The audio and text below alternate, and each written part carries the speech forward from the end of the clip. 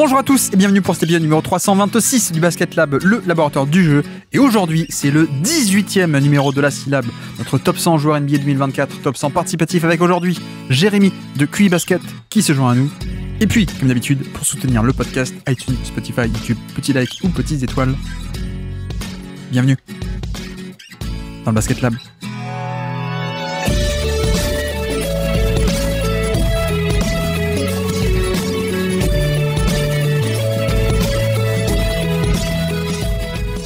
Et donc, on se retrouve pour un nouveau numéro de la syllabe, notre top 100 des joueurs NBA 2024, top 100 participatif avec plein de mondes, de médias différents, c'est un peu l'idée. Aujourd'hui, un habitué et quelqu'un qui en veut beaucoup à Zekenaji parce que l'échec de Zekenaji veut dire qu'il va encore se taper des Andre Jordan dans l'effectif en pivot backup. Aujourd'hui, c'est Jérémy. Comment ça va, Jérémy ? Ah bah salut. Prêt pour une saison avec un gros duo Russell Westbrook et Andre Jordan. On est prêt. C'est vrai que vous êtes la nouvelle équipe, la nouvelle fanbase dans le cycle Russell Westbrook. Là, on est au début, donc là, c'est le côté non, mais son ancienne équipe lui a manqué de respect. Vous allez voir, ça va être de la folie en sortie de banc. C'est un peu ça. Hein. Et tu sais, ce qui est terrible, c'est que moi, qui ai toujours vraiment été assez peu sympa avec Russell Westbrook, je me dis peut-être que ça va marcher finalement. Tu vois, genre, je suis encore dans cette phase-là. Je sais pas combien elle dure, mais là, je suis dedans. Ouais, je suis rentré il y a quelques jours. Ça dure vers le 20 octobre en général actuellement. non, mais c'est vrai que. T'as l'impression que c'est toujours un cycle un peu comme ça avec Westbrook depuis quelques temps. Mais bon, en même temps, on verra si ça va marcher. Non, et DeAndre Jordan, alors, on en est où ? C'est toujours... on s'inquiète ou pas qu'ils prennent les minutes de Zekenaji ou non ? C'est non, Club en vrai, Med, non. Qu'est-ce qui se passe ? Non, mais en vrai, non, parce que finalement, Zekenaji, on sait qu'il jouera pas au moment où on a besoin de lui, donc on s'y fait bien. Attends, mais il a quel âge, Jordan, maintenant ? 37 36. Ah, il est assez jeune, et ouais, c'est vrai qu'il a commencé assez jeune. Il a été drafté très tôt.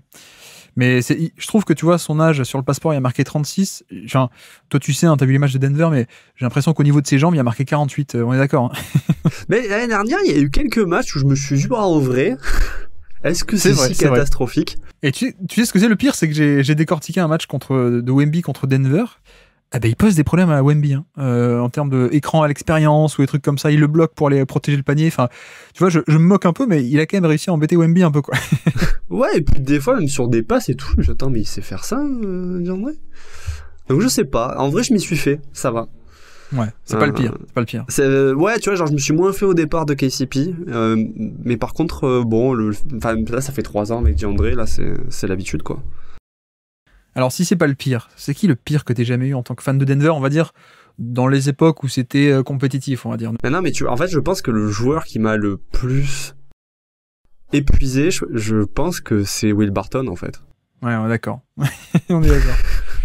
Est-ce que c'est Will Barton en soi, ou c'est Will Barton, un peu comme moi, Will Barton surtout par rapport aux minutes de Torrey Craig, qui aurait dû jouer beaucoup plus ? Bah, c'était ça, et puis c'était le côté, si tu me le fais sortir du banc 15-20 minutes, je veux bien, mais franchement, en titulaire pendant 5-6 ans, genre, c'était long. Ouais. C'était long. Oui. C'était le caporal Mike Malone qui a voulu que son soldat joue beaucoup. Bref, pardon, on commence déjà à divaguer, comme on le faisait en antenne d'ailleurs avant d'enregistrer. C'est ça. Mais c'est Jérémy, vous connaissez Jérémy, bien sûr, le grand boss, le grand chef du QI Basket, la grande mafia de Nikola Jokic, évidemment. QI Basket en ce moment, au moment où ce sera publié, ça va être publié dans la semaine là, donc on est pile dans l'actu promo. On part sur des previews ou pas alors sur QI Basket cette année ? Alors, comme on disait hors antenne, on a brisé la tradition en grande partie par ma faute. Hein. J'ai pas eu le courage de me relancer dans le double grand marathon preview écrite et preview de Twitch. Donc du coup, cette année, on passe notre tour. Et écoute, on verra bien pour la suite. On essaye quand même de faire pas mal de podcasts. Ouais. On en sort quand même 2-3 par semaine là depuis le retour de septembre. On va continuer d'en faire jusqu'à la reprise, et puis écoute, on va essayer aussi de refaire quelques articles. Là, il y a FD qui en a sorti un sur l'arrivée de Kat au Knicks. Donc, écoutez, allez lire ça, c'est plutôt sympa. Oui, surtout qu'un article de FD, c'est pas tous les jours, hein, pour le coup. Mais non, oui, c'est vrai que l'actu QI Basket en ce moment, c'est plutôt... vous migrez petit à petit vers le format audio avec Beyond the Hoop aussi, qui est aussi... c'est quand même plus facile de se poser autour d'un micro et de parler un peu librement de ce qu'on dit, plutôt que de se taper, comme tu le sais, de 2-3 heures à écrire un article, refaire des phrases, etc. Donc le format audio se développe pas mal depuis 1 an. Vous l'avez lancé il y a 1 an, c'est ça, le podcast ? On l'a lancé, début de saison dernière, et effectivement, moi qui ai pas toujours été un grand adepte du podcast. J'ai mis longtemps avant d'intervenir et d'accepter, même quand on... C'est moi qui t'ai fait faire ton premier, non, je crois. Ouais, j'en avais peut-être fait il y a longtemps, 2-3. Je pense que j'avais failli en faire un à l'époque avec vous, avec l'écho des parquets, puis je m'étais à l'époque pas senti apte. Et puis ouais, je crois que c'est toi qui m'as un peu lancé dedans, ouais. Avec Gobert. D'ailleurs, justement, parlant de Gobert, de quel droit tu fais des podcasts sur Gobert sans moi?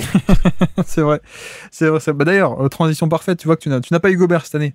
Notre référent de Rudy Gobert n'a pas eu Gobert cette année dans le classement. Donc le top 100, vous connaissez le format, on est à l'épisode 18. Donc on a une playlist, 5 noms à chaque fois, on construit le classement petit à petit. On a un top 85 pour l'instant, puisqu'on a déjà fait 17 épisodes, donc 17 x 5, 85 a priori. Jérémy, déjà, avant de passer à la cuvée du jour, sur le top 85, est-ce que tu as des remarques à faire, des demandes de reclassement par rapport à ce classement? Alors, je tiens à dire aux auditeurs qu'il m'a donné la liste à peu près 35 secondes avant de démarrer le podcast et qu'il y a 85 noms, donc j'avoue que... alors moi, celui qui m'a peut-être un peu étonné là, en redescendant très rapidement, c'est Brandon Ingram, par exemple. Ouais. Mais je le retrouve plus là dans la liste parce que la liste est vraiment très très condensée. Ingram est 32 à côté de Jaylen Brown et Jamal Murray. En fait, non, mais c'est pas si choquant. Moi, je pense que j'ai un biais où j'ai beaucoup de mal avec Brandon Ingram, mais il faut reconnaître que sa saison, il y avait quand même des bons passages. Ah, t'aurais voulu le baisser, toi, carrément? Ouais, moi, j'étais plus dans l'idée de le baisser, mais après, je vois Jamal Murray et je me dis, bon, en fait, ça va. Non, écoute, là, comme ça, j'ai pas énormément. DeMar DeRozan est haut. DeMar DeRozan est très haut. Alors après, bon, il a eu une saison qui est pas évidente pour sortir du lot parce que au Bulls, c'était quand même un peu triste. Donc je sais pas si sa saison était si bien que ça, mais je le vois juste en dessous de James Harden et je suis un peu peiné pour James Harden. Alors, DeMar DeRozan 26, c'est vrai que derrière on a du Jaren Jackson, Karl Anthony Towns, Pascal Siakam, et puis tout ce qui est Maxey, Derrick White, Jaylen Brown, etc. Oui, c'est vrai, je crois qu'on avait un peu remonté un paquet avec quelqu'un, je ne sais plus trop qui, mais tu sais que c'est un classement vivant, donc ouais, ça bouge. Moi c'est le dernier qui parle qui a raison. Non, je blague, mais on essaie un peu de construire ensemble avec tout le monde.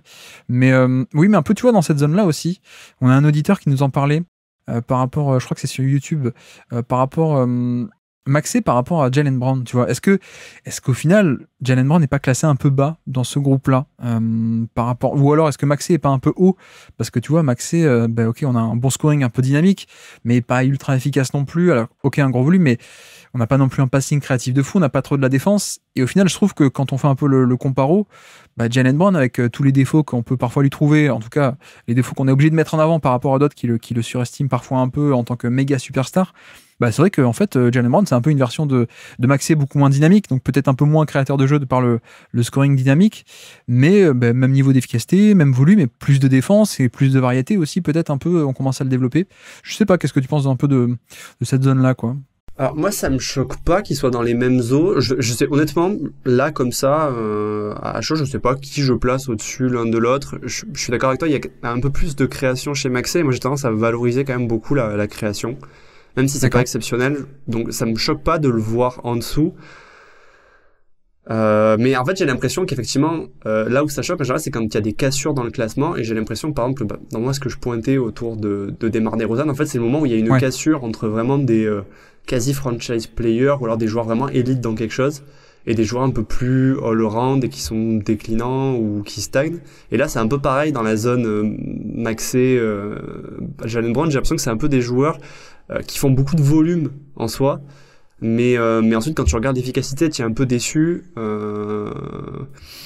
Non, moi je le garderai comme ça me paraît pas outrancier. Oui, après il y a aussi cette notion de chapeau, hein. On réfléchit plutôt en termes de zone, et tu vois, pour moi, comme je répète assez souvent, mais je sais pas, moi, si on prend un chapeau qui va de 25 à 31, c'est un peu interchangeable, on n'est pas à la place près, à mon sens, quoi, pour le coup. Donc la priorité, c'est plutôt de les mettre dans les bonnes zones, grosso modo. Tu vois, c'est un peu comme, je t'ai pas questionné un peu sur le haut du classement, mais je sais pas si t'as des recommandations, pardon, des envies de reclassement, mais on avait un peu des tiers, en fait. On avait Jokic en 1, on avait Giannis Doncic qui, pour moi, Jokic en 1, ça peut se discuter, Giannis Antetokounmpo et Doncic, voire SGA. Après, on avait un peu un chapeau avec Curry, Embiid. Là encore, on peut changer. Enfin, tu vois, il y a plutôt pour moi des chapeaux, et je suis pas trop à la place précise, moi de mon côté en tout cas. Je trouve. Ouais, je suis d'accord. Parce que, et puis en plus, le problème, c'est que du coup, on fait pas des classements par rapport à, on va dire, des joueurs qui ont styles de jeu assez proches. C'est-à-dire que tu peux très bien avoir un joueur qui est classifié comme une star parce qu'il y a beaucoup de volume. Et entre-temps, t'as Derrick White au milieu qui est quand même sur un registre de très gros défenseurs avec beaucoup moins de volume. Mais c'est compliqué de faire... Enfin, c'est pas comme si on prend un groupe de pivots défensifs et qu'on dit, vas-y, place ces pivots défensifs les uns avec les autres, quoi. Ouais. Donc, par exemple, il y a Kevin Durant devant Anthony Davis. Moi, en soi, je pense que je préfère avoir Anthony Davis dans une équipe et je considère qu'il serait devant. Mais de les voir l'un derrière l'autre, en soi, c'est une place d'écart, quoi. Alors attention, déjà que j'ai une coquetterie et que j'aime bien je valorise beaucoup moi les pivots défensifs. Si tu me dis qu'on continue à monter Anthony Davis, je vais le faire. Donc bah écoute, vas-y. Non, mais alors s'il y a des petites montées comme ça, oui, moi je mettrais bien Anthony Davis une place devant, tu vois, en tout cas devant Kevin Durant. Moi, pour le coup, je rappelle aussi que le classement, on fait un classement, mais c'est un peu un prétexte, hein, vous avez compris, le but c'est aussi de parler des joueurs. Mais non, j'avais un autre point, moi, je voulais te lancer, mais peut-être on va se le garder pour plus tard. On a classé Wembanyama il y a pas longtemps, il est 37, il est assez bas, mais tu vois, entre-temps, on a classé Jaren Jackson finalement beaucoup plus haut. On va classer Chet Holmgren tout à l'heure, donc je pense qu'on se garde sous le coude, mais il est pas impossible qu'on en parle un peu de Wembanyama et qu'on le remonte. Donc j'ai pas envie de spoiler. Avançons, on passe à la QV du jour si tu veux bien, et puis on fera le classement petit à petit. Donc la QV du jour que je n'ai pas encore annoncé, Chet Holmgren, j'en ai parlé, Trae Young, Anunoby, Nick Claxton et Immanuel Quickley. Donc on a 2 membres de l'échange Toronto-Knicks, hein, je sais pas si t'as remarqué. Et donc question traditionnelle avant qu'on attaque un peu de parler un par un et qu'on les intègre à ce classement. Quel est ton top 5 de ces joueurs-là? Comment tu les as classés les uns par rapport aux autres, ces 5-là? Alors du coup, j'ai mis en bas Nick Claxton. 5e, ouais. Puis, j'ai mis Emmanuel Quickley, OG Anunoby, Chet Holmgren et Trae Young. Ok, j'avais un peu pareil, sauf que je crois que j'avais inversé Quickley et Claxton, ouais. Mais toujours ce truc de la défense, en même temps, le contexte est un peu compliqué avec Claxton, mais on va en parler, ok, donc voici pour ce premier jet. Tiens, on peut aller sur OG Anunoby, si tu veux bien, notre premier joueur du jour. Je te fais le topo vite fait, tu connais le format. 34 minutes par match pour Anunoby cette saison, 50 matchs également sur l'année 2024, 103 de true shooting plus, donc plus 3% d'efficacité relative à la moyenne, c'est pas mal, sur un usage assez modeste de 18%, hein, c'est clairement pas le scoring sur sa carte maîtresse. Mais pour te lancer, on a affaire à quelqu'un qui, en fait, il y a un peu de 2 saisons en une, notamment la deuxième chez les Knicks, qui a été un rôle ultra important dans une excellentissime équipe NBA. On a un peu l'impression que c'est le genre de joueur, il s'était un petit peu enfermé dans une équipe où peut-être la motivation était plus aussi importante. Et j'ai l'impression que le transfert lui a fait un bien fou, déjà parce qu'il est tombé dans une équipe qui avait vraiment besoin de lui et qui était un peu dans une bonne dynamique. Son entrée, je trouve, au Knicks, elle est magistrale. Elle est magistrale, déjà par sa défense, hein, comme tu l'as dit. Les Knicks qui ramènent soudainement peut-être un des tout meilleurs, si ce n'est le tout meilleur défenseur à l'aile en NBA. L'impact, il est immédiat. Alors, déjà, dans les chiffres, c'est un morceau de saison, c'est toujours à prendre avec des pincettes, mais quand il est sur le terrain, donc l'efficacité, le FG, pourcentage de l'adversaire chute de 8,8%. Et là aussi, pareil, c'est du on-off, c'est toujours à prendre avec des pincettes, mais l'adversaire marque 16,4 points de moins pour 100 possessions. Et je l'ai trouvé absolument magistral, et en plus il avait tendance par sa défense à booster l'attaque parce qu'il générait de la transition et autres, et c'était assez électrisant, je trouve, à voir comme entrée en matière. Et puis par rapport à ce côté perception ou ambition, je sais pas comment t'en parlais un peu, mais tu vois, il y avait un peu ce truc côté Toronto où, déjà, le cas Masai Ujiri, c'est-à-dire on échange les joueurs que quand ils sont vraiment en fin de contrat et qu'on n'a plus d'autres offres sur la table, c'est maintenant ou jamais. Mais non, mais peut-être qu'on avait un peu cet aspect à Toronto de, on va pas avoir un énorme ajout de talent de par la free agency, de par un méga trade. Donc on comptait un peu peut-être sur le côté, le running gag, hein. Cette année c'est Anunoby qui va être le MIP, tu sais, qui a duré depuis 4-5 ans. Et donc il y avait un peu ce côté où ça vient pas, mais parce qu'en fait c'est pas trop son jeu.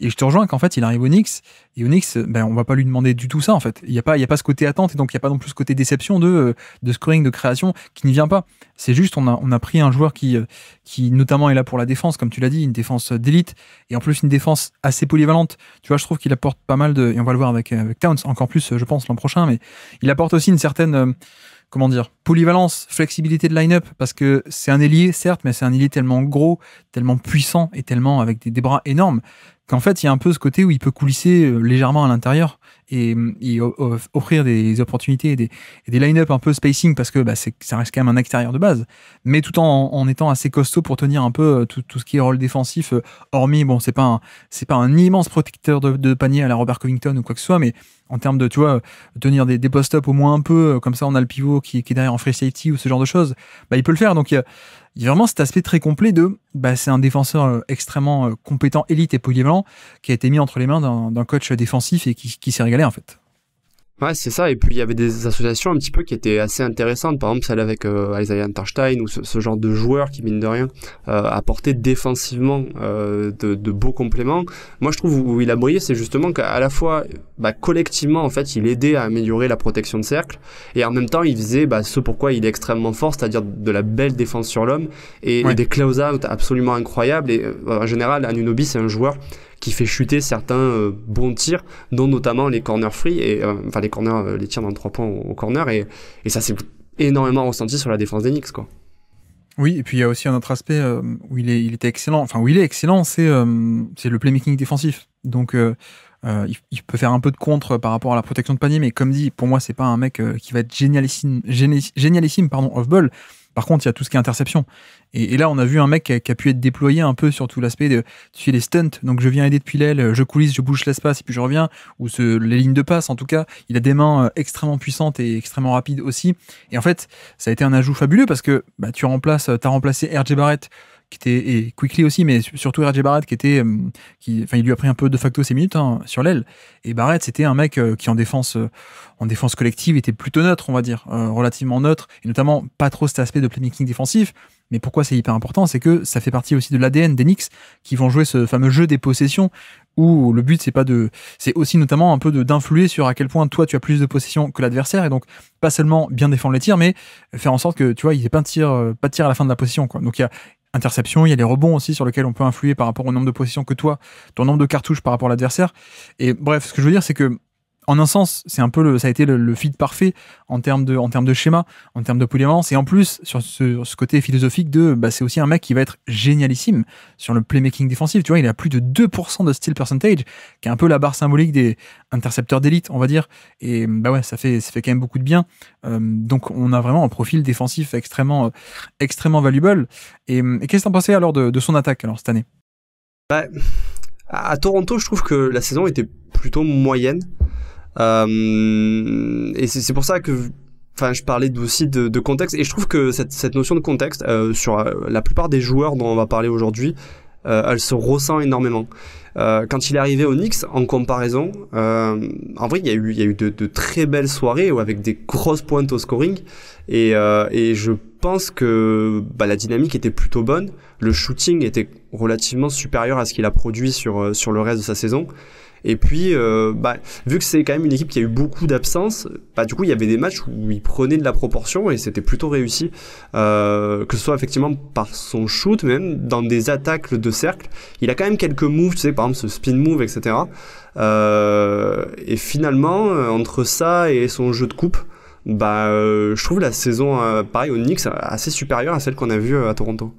Oui, et puis tu vois, en termes de... Ce qui est intéressant, c'est qu'on a vu un peu un recadrage de son style de jeu, et voilà, clairement, le volume est beaucoup plus bas que ce qu'on a pu connaître ces dernières années à Toronto. On a un peu essayé de gratter, c'est pas non plus démentiel, mais on est retombé seulement la période Knicks à seulement 15% d'usage. C'est vraiment très très bas par rapport à des standards de, voilà, si vous êtes un créateur, vous êtes créateur secondaire ou tertiaire à 20%, 22% d'usage. Donc là, 15, c'est très bas. Et même au-delà du volume en soi, il y a aussi la nature de ces tirs qui a un peu évolué, avec 76% de ses paniers étaient assistés. Donc en fait, on a littéralement un mec qui est redevenu un peu un finisseur, plutôt le côté défenseur et finisseur quasi exclusif, on va dire, à part... En plus, tu vois, dans les paniers non assistés, il faut aussi rajouter parfois des rebonds offensifs. Donc c'est pas non plus totalement créé par lui-même, quoi, pour le coup. Mais mais on a cette version beaucoup plus sobre en termes de volume, mais aussi en termes de... Sur ce volume-là, je veux dire, la nature des tirs aussi a un peu changé, et ce qui fait que, ça fait une version hyper intéressante, qui a juste assez de shoot, je trouve, pour être intéressant. Alors, je dis ça, alors qu'il fait une saison à 39% à 3 points, donc il est efficace, mais c'est pas un énorme volume non plus, mais tu vois, c'est juste assez pour que on ait au moins un five out avec lui si on veut, ou en tout cas plutôt que lui soit pas handicapant pour le spacing, plutôt on peut le dire comme ça. Mais c'est vrai qu'en dehors de ça, oui, il n'y a pas de création pure en termes de scoring, il n'y a pas non plus beaucoup de, enfin même quasiment pas du tout de passing. Lui pour le coup, il n'y a rien du tout. Et donc oui, à part ça, on a quand même un mec dont l'archétype est assez clair et qui finalement dans ce modèle-là est peut-être un des tout meilleurs de NBA aussi, mine de rien, quoi. C'est ça. Et je trouve que finalement, c'est encore cette histoire de contexte, c'est-à-dire qu'il arrive dans une équipe où il y a quand même Jalen Brunson qui porte l'essentiel de la création, et puis autour, t'as plein un peu de créateurs secondaires, tertiaires qui finalement lui enlèvent ces trucs qui visiblement font pas partie de... Je sais pas si c'est de ce qu'il a envie de faire, mais en tout cas de ce que toi, t'as envie de le voir faire si tu supportes cette équipe ou si tu es dans le staff, quoi. C'est vrai que, tu vois, notamment, ce qui est un peu dommage, et c'est encore, ça fait partie de ce côté, le non-développement de son jeu depuis 4-5 ans, etc. Mais c'est que c'est un mec qui est extrêmement costaud, mais qui a des chiffres de lancer franc, notamment, qui sont très mauvais. Mais parce qu'il y a toujours ce même problème le dribble ne s'est jamais développé. Donc on a un mec qui peut faire un peu des drives occasionnellement, mais tu sais, c'est un drive où il y a déjà un décalage qui est fait, attaque de spot-up, ou voilà, ce genre de choses. C'est pas un mec qui est créateur pur sur pick and roll, sur isolation ou sur drive, tout simplement, parce que il n'y a pas ce dribble. Donc c'est peut-être le seul truc un peu dommage par rapport à ça, c'est à quel point on n'aurait pas pu avoir un joueur plus agressif et plus de lancer franc, mais en même temps, on l'a jamais eu en carrière. Donc, je pense que c'est pas à ce moment-là qu'il faut s'attendre à ce qu'on ait une évolution. Mais tu vois, il a que 27 ans, là, je crois, si je dis pas de bêtises. Il vient d'avoir 27, à peine cet été. Et alors que, je sais pas toi, mais j'ai l'impression que ça fait des années qu'on parle de lui. Finalement, il a que 27, quoi. Ouais, moi aussi. En fait, alors moi, je sais pas, non, au contraire, j'étais étonné de me dire qu'il a été drafté il y a si longtemps, tu vois. Pour moi, il était limite rookie l'année où Toronto est champion. Bon, ça change à une saison près, hein. Oui. Donc moi, j'ai pas l'impression que ça fait si longtemps qu'il est là. Mais après, effectivement, ce problème de dribble, finalement, j'ai l'impression que ça concerne beaucoup d'ailiers qu'on a vu arriver avec ses qualités de défenseur ou de très bons shooters. Et après, je pense qu'il y a quelque chose juste, c'est pas une question de travail ou de volonté de le développer, mais c'est juste que c'est pas son registre de jeu et que malheureusement là à ce stade je pense que c'est un peu la version finale de Anunoby, quoi. Ouais, et puis j'ai hâte de voir est-ce que tu vois, est-ce qu'on pourrait pas l'avoir un peu plus, en plus tu le connais bien toi, mais Anunoby un peu plus qui joue comme Gordon, quoi, Aaron Gordon à Denver, parce que bon, le dribble sur drive ne viendra jamais. Mais à quel point on pourrait pas un peu insister sur cet aspect de finition un peu plus autour du panier. C'est vu qu'il est grand, qu'il est costaud, qu'il a les longs bras. Tu vois, peut-être ça me manque un peu cet aspect. Ça viendra en tout cas faire que le profil serait encore plus parfait. Bon, en même temps, je dis ça, de l'autre côté, il a aussi un shoot que n'a pas Gordon. Ça, on est d'accord aussi. Mais ouais, je pense que c'est un joueur qui, comme dit, il est pas si vieux que ça, mais je pense que le modèle est assez fixé et il a fait une plutôt très bonne saison pour le coup dans ses standards et demi-saison malheureusement si on prend que les matchs qui comptent au Knicks, mais alors à moins que tu aies autre chose à rajouter sur le profil de Anunoby qu'on connaît pas mal, je te propose qu'on fasse la transition vers le classement. Où est-ce qu'on peut l'imaginer alors? Alors j'imagine que on est dans ce groupe des Jrue Holiday, Miles Turner, Scottie Barnes. Ouais, je le verrais bien. Je le verrais bien derrière Jrue Holiday. Donc on a Gordon qui est 43. Par exemple sur le duel Gordon Anunoby, comment tu te positionnes toi? On est kiff non? On est pas loin. Ouais, mais en fait c'est juste que là effectivement dans cette zone du classement il y a des trucs qui m'étonnent un peu. Tu vois, par exemple, voir Alex Caruso au niveau de Jrue Holiday, tu vois, ça je l'avais pas vu. Et je suis étonné parce que du coup je me dis, pour moi c'est quand même un joueur qui est défensivement, il peut couvrir beaucoup plus de positions qu'un Caruso, et offensivement tu vois, l'écart entre Jrue Holiday me paraît, ouais, je sais pas, Tu mettrais Holiday plus haut, toi, tu veux dire, que Caruso? Ouais, je pense que je mettrais Jrue Holiday plus haut parce que du coup je suis embêté. Et tu vois, par exemple, c'est bête, mais il y a Michael Porter Jr. qui est 50. Ouais. Il y a Jaden McDaniels juste à côté. Et selon ce que tu favorises, ok, Porter, ouais, je sais pas, je suis embêté. Tu veux dire qu'en un sens, Anunoby pourrait aussi être placé à côté de McDaniels, au final? Pas loin, en tout cas. C'est ça. Hein. C'est ça, sauf qu'entre les deux, il y a quand même un petit écart, quoi. Entre McDaniels qui est 51 et Gordon qui est 43, grosso modo. Ouais, mais je pense qu'on est un peu dans cette zone-là. Après, où exactement? La question, c'est peut-être... je comprends ce que tu veux dire, tu vois, par rapport à Jrue Holiday. Après, il a aussi un volume beaucoup plus faible qu'avant cette saison 2024. Caruso, de l'autre côté, a fait une super saison au shoot, notamment. Alors, tu me diras Holiday aussi. Mais non, je pense qu'on est par là. Après, à quel point est-ce qu'on à quel point est-ce qu'on n'a pas plus de valeur par rapport à ce côté, le spectre défensif qui va un peu plus vers l'intérieur. Donc certaines tâches d'intérieur, une plus grande polyvalence, je sais pas, c'est pas nécessaire hein, parce que il est peut-être plus polyvalent, mais peut-être aussi que Holiday ou Caruso sont sans doute un peu meilleurs dans leur domaine, quoique, je sais pas. En tout cas, on est par là, on est d'accord, on est par là. Non, mais en plus, c'est pas évident parce que des fois, il y a l'idée que tu te fais joueur et puis après, il faut se rappeler que c'est juste cette saison Ouais. et que. Par rapport à KCP, on est au-dessus ou pas? Non, bah ouais, je le mettrais bien avec Drew Holiday, quoi. À côté de Drew Holiday, tu veux qu'on le mette entre Caruso et Holiday, peut-être? Comme ça, on sépare les deux. Ouais, ça me va. Donc ce serait au-dessus de KCP. Bah, j'ai l'impression que tu peux faire quand même plus de choses défensives. L'impact défensif est quand même beaucoup plus large avec un joueur comme OG Anunoby, quoi. Oui, je suis d'accord. Donc, Ok. ça me dérange pas. Ouais. Eh bien, faisons ça. Faisons comme ça. Et donc, petit quiz. Toi, je ne te prends pas par surprise. Tu connais le format, tu les as tous fait tous les étés. Petit quiz pour terminer. Nous sommes le 20 janvier 2024. Kické sur le terrain. Petit kické sur le terrain au moment d'un bloc de OG Anunoby sur. Alors, il est rigolo ce quiz. Sur quelqu'un qui ne jouera plus en NBA. On est à peu près sûr. Mais sur qui alors? Oh, le 20, il est encore à Toronto. Ouais. Mais qui se fait contrer? Et moi, je peux te signer des deux mains que ce mec-là ne jouera plus en NBA. Il y a un quiz dans le quiz, là. Ah ouais, non, mais c'est dur, parce que déjà, il faut trouver l'équipe qu'il y avait. Alors, petit indice, c'est pas une retraite. C'est pas un mec qui est parti à la retraite. C'est un mec qui a été banni à vie. Ah, c'est John T. Porter. Exactement, c'est John T. Porter. Mais attends, mais ils sont dans la même équipe. Et on est le 20 janvier, donc il a été échangé. Il n'est plus à Toronto, à Anunoby. Ah, ok, d'accord. Oui, donc c'est un blog d'Anunoby sur John T. Porter, sur feu John T. Porter. Là, du coup, l'indice, pour le coup, il était vraiment très sympa, quoi. Ouais. Et donc, qui est sur le terrain au moment de ce bloc? Jalen Brunson. Exactement. Josh Hart. Pas sur le terrain à ce moment-là, non. Ok. Hartenstein. Hartenstein, oui, tout à fait. Randall. Donc t'as tous les Knicks. On est bon. Ouais. C'est là que ça se complique. Quickley, est-ce qu'il est là? Quickley est là, tout à fait. Il a fait le chemin inverse. Très bien. Barrett. Exactement, Barrett aussi. Il y a le meilleur pote de Michael Jordan. Scottie Barnes. Exactement, Scottie. Scottie est là. Et après, qu'est-ce qu'il peut y avoir comme joueur? Attends. Le dernier, je fais toujours le même indice à son propos, mais il a fait 2 assists en carrière. Je croyais que c'était... Non, Michael Porter Jr. il est à Denver, donc ça marche pas. Non, Porter Jr. il en a fait 3. Pour une qui n'était pas fait exprès. Non, Gary c'est Trent. un arrière-shooter. Exactement, Gary Trent Jr. Et sur le terrain à ce moment-là. Et donc voilà, petit quiz, petite pensée pour John T. Porter qui a été... Tu sais, c'était mon chouchou pendant plein d'années, quoi. Ouais. Bah ouais, moi je l'adorais, il a été blessé, etc. J'étais content de le revoir réémerger, et là, mince, bon bah c'est tant pis, on fera ça en toi.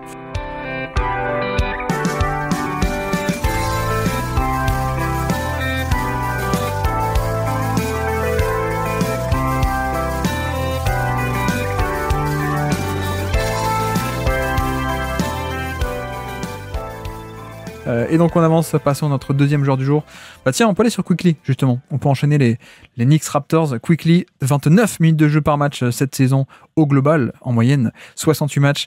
Au niveau de l'efficacité, on est moins 1% par rapport à la moyenne. Donc grosso modo, on est au niveau de la moyenne NBA. Sur un usage de 24%, mais là encore, ça mérite d'être un peu décomposé en deux. On verra ça. Mais pour te lancer, c'est vrai qu'on est sur une saison où il a un peu perdu son statut, qui était un très fort statut en 2023 chez Knicks compétent, pour finalement réémerger dans une autre équipe un peu plus de tanking et avec d'autres responsabilités également. Ouais. Effectivement, en plus, est-ce qu'on peut dire quand même que c'est une surprise que l'évolution soit aussi brutale ou est-ce que toi, par exemple, tu t'attendais à le voir dans cette évolution de joueur on-ball et de créateur plutôt très solide? Je m'y attendais, mais peut-être dans le futur, quoi. Je pensais qu'il resterait au Knicks en étant encore 2-3 ans un peu un joueur important, mais secondaire, quoi. Je m'attendais pas à ce que les Knicks, bye bye Quickley, bye bye Quentin Grimes, ils ont tourné la page un peu vite pour moi, mais en même temps, il y a des envies d'aller très très vite. J'ai l'impression très court terme en fait au Knicks. Ouais, on sent que le temps presse. Ça fait trop longtemps qu'ils attendent et là, effectivement, ils veulent accélérer. Du coup, on l'a vu finalement en début de saison dans le rôle dans lequel on l'a connu, plutôt bon défenseur, plutôt d'ailleurs contre-intuitif, moi je trouve, parce que quand je l'ai vu arriver à NBA, je m'attendais pas à avoir un défenseur en voyant Quickley physiquement. Surtout que t'as connu Bones Island qui lui ressemble, hein, pour le coup. Ouais, mais j'ai clairement bloqué là-dessus. T'as été mal habitué. ouais, j'ai clairement bloqué là-dessus. Et effectivement, joueur très très actif off-ball, avec un shoot plutôt bon. Je dirais pas on est sur un shooter élite, même pas du tout. Mais ça fonctionnait bien, en fait, ce rôle un peu de connecteur à New York. Et puis il part de New York. Et en fait, on l'installe clairement à la main des Raptors, où il arrive en complément un petit peu de Scottie Barnes. Et ça marche bien parce que il est à la fois effectivement ce joueur off-ball qu'on connaissait, et puis en parallèle, il a un dribble vraiment fonctionnel. Il a une capacité, on va dire, à attaquer son vis-à-vis, et un premier pas qui est plutôt correct, qui lui permet de générer des écarts. Il est également très agile, ce qui, pareil, lui permet de s'ouvrir un tir. Et puis voilà, moi j'avoue que je m'y attendais beaucoup moins que toi visiblement, mais le passeur écoute, profite des écarts qu'il génère. On n'est pas sur un passeur qui va faire des passes très compliquées, mais sur les passes simples, je le trouve vraiment efficace, et il manipule plutôt pas mal les défenses en fait. Après, c'est vrai que j'étais sans doute plus haut que la moyenne, moi, sur Quickley et Grimes l'an passé, en 2023, leur saison Onyx. Mais là où je te rejoins, c'est que je m'attendais à le voir émerger un jour, mais peut-être pas dans ce rôle-là, comme tu dis, meneur pass first, etc. Quand on détaille un peu les chiffres, il passe effectivement, il est monté à 7 assists de moyenne quasiment sur la période de Toronto. Bon, tout de même, j'ai quand même envie de nuancer, mais tu l'as fait, hein, tu viens de le dire. C'est pas non plus des passes très basiques, c'est un peu juste le fait que c'est le porteur de balle principal qui remonte la balle, qui tient un peu la balle quand il y a des pick and roll ou des sorties d'écran. Donc il y a un peu un lot d'assists, on va dire un peu facile entre guillemets. Enfin, tu vois ce que je veux dire. Le côté, c'est pas que de la créativité pure qui est arrivée sur lui. Non, il y a aussi un côté, le rôle appelle aussi à ce qu'il y ait plus de passes un peu faciles dans ce rôle-là. Mais non, moi j'étais assez chaud sur son profil. Et finalement, on a un peu une version différente actuellement. Alors, c'est dommage parce que, en fait, pour moi, la force de Quickley l'an passé, au Knicks, c'était l'aspect de, comme tu as dit, en fait, à la fois on-ball et off-ball aussi. Off-ball est très bon de par le shoot, qui est plutôt pas mal du tout, le shoot à 3 points, mais aussi cet aspect de c'était aussi un créateur on-ball intéressant, et même pas du tout, plutôt à bon volume, hein, même en play-off, etc. Donc il y avait un peu cette double casquette. Le début de saison, il perd totalement en statut, c'est-à-dire que de mecs qui étaient, il était pas titulaire, mais tu vois, il était à 29 minutes par match l'an passé, il passe à 24 sur le début d'année. On se dit, ah bon, mais qu'est-ce qui se passe? Pourquoi Quickley joue pas beaucoup? Pareil pour Grimes d'ailleurs. Et contrairement à Grimes, qui n'a plus rien fait ensuite quand il a été échangé aux Pistons, il a arrêté de jouer. C'est vrai que Quickley, on l'a vu d'un nouveau rôle, c'est-à-dire que le minutage passe de 24 à 33 chez les Raptors, et il fait aussi un peu partie de cette fin de saison aux Raptors où collectivement c'était pas très bon, mais j'ai aussi beaucoup aimé un peu tout ce qu'on a vu tactiquement de la part de ces jeunes Raptors qui ont essayé pas mal de trucs. Tu vois, on a parlé aussi de Barrett, qui a été pas mal utilisé off-ball en tant que poseur d'écran, très différemment d'Enix aussi. Donc voilà, c'est un peu ce côté, je dirais pas réinvention, mais peut-être remodulage, ou en tout cas utilisation différente. Ça, c'est un peu clé, c'est un peu sûr. Et de l'autre côté, c'est vrai aussi que on a aussi perdu d'un autre côté tout ce qui était un peu légèrement, mais un peu l'efficacité au scoring. On est moins sur le côté saison fabuleuse de 2023 en fait. Ouais, et du coup, tu disais que je nuançais, mais c'est vrai que moi j'avais l'impression que j'allais nuancer après. Et je vois en fait qu'il y a beaucoup de gens qui sont très très emballés, je trouve, par ce qu'il est en train de faire à Toronto. Et j'avoue que j'arrive pas vraiment à croire qu'il y ait une marge de progression phénoménale. Moi j'entendais parler de joueurs qui étaient carrément de calibre peut-être All-Star, etc. dans les années à venir. Et moi j'ai l'impression quand même qu'il y a quelques red flags qui font que j'ai du mal à croire qu'il puisse par exemple à un moment donné débloquer une vraie bonne efficacité. Il a déjà ce truc. Tu penses à quoi notamment? Déjà ce fait que en fait c'est un joueur de 1m88 qui est plutôt fluet, donc j'ai l'impression qu'il arrivera jamais à être un gros il n'arrivera pas en fait à aller au cercle de manière régulière. Et il dépend énormément du pull-up, et moi j'ai toujours eu l'impression que le pull-up c'était un peu un accélérateur de particules. C'est-à-dire quand tu le débloquais à un moment donné, quand ton jeu était complet, tu pouvais vraiment passer un cap, parce que ça te permet de manipuler les défenseurs, parce que ça te permet aussi de ne pas donner l'opportunité de passer sous les écrans et de te récupérer. Mais du coup moi j'ai l'impression que lui il a débloqué le pull-up, ce qui fait qu'il est déjà intéressant, mais j'ai pas l'impression qu'il puisse vraiment progresser physiquement pour être un gros générateur de fautes, pour aller au cercle à la répétition. Même s'il a un peu progressé avec son arrivée à Toronto, j'ai l'impression qu'il y a un peu une chape de plomb au-dessus de lui, quoi. À quel point est-ce que Maxey possède ses faiblesses pour toi? ou pas? Maxey possède ses faiblesses, mais j'ai l'impression que son explosivité, qui me paraît quand même assez supérieure à Quickley, lui permet du coup d'aller potentiellement à terme beaucoup plus au cercle que lui, quoi. Disons qu'il y a plus de dynamisme et de création de décalage peut-être par l'explosivité pure de Maxey. Ce que je trouve intéressant, c'est que c'est un peu deux profils qui aiment bien ce côté pénétration et surtout flotteur. Et je pense que c'est un peu ça qui a bloqué en fait avec Quickley.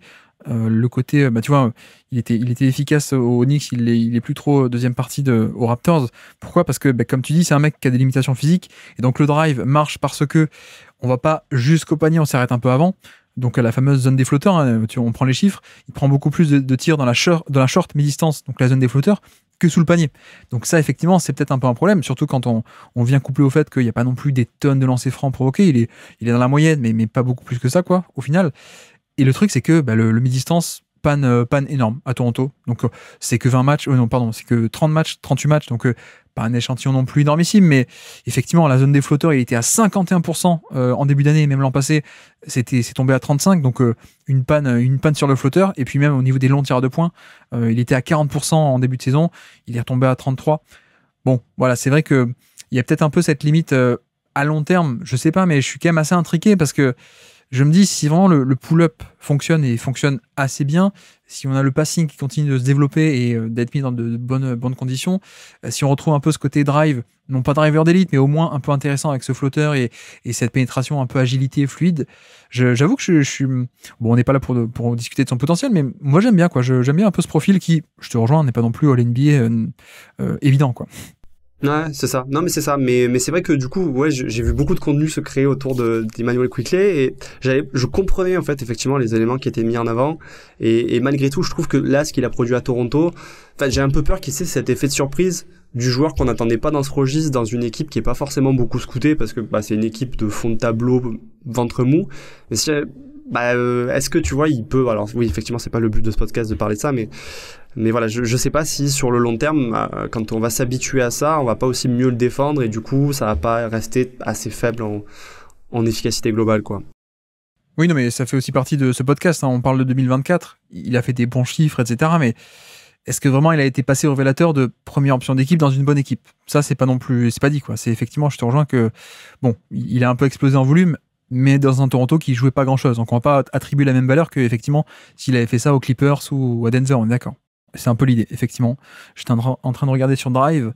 Cette année en Drive, il a 1,13 points par tir sur les tirs en fin de drive, layup plus lancer franc.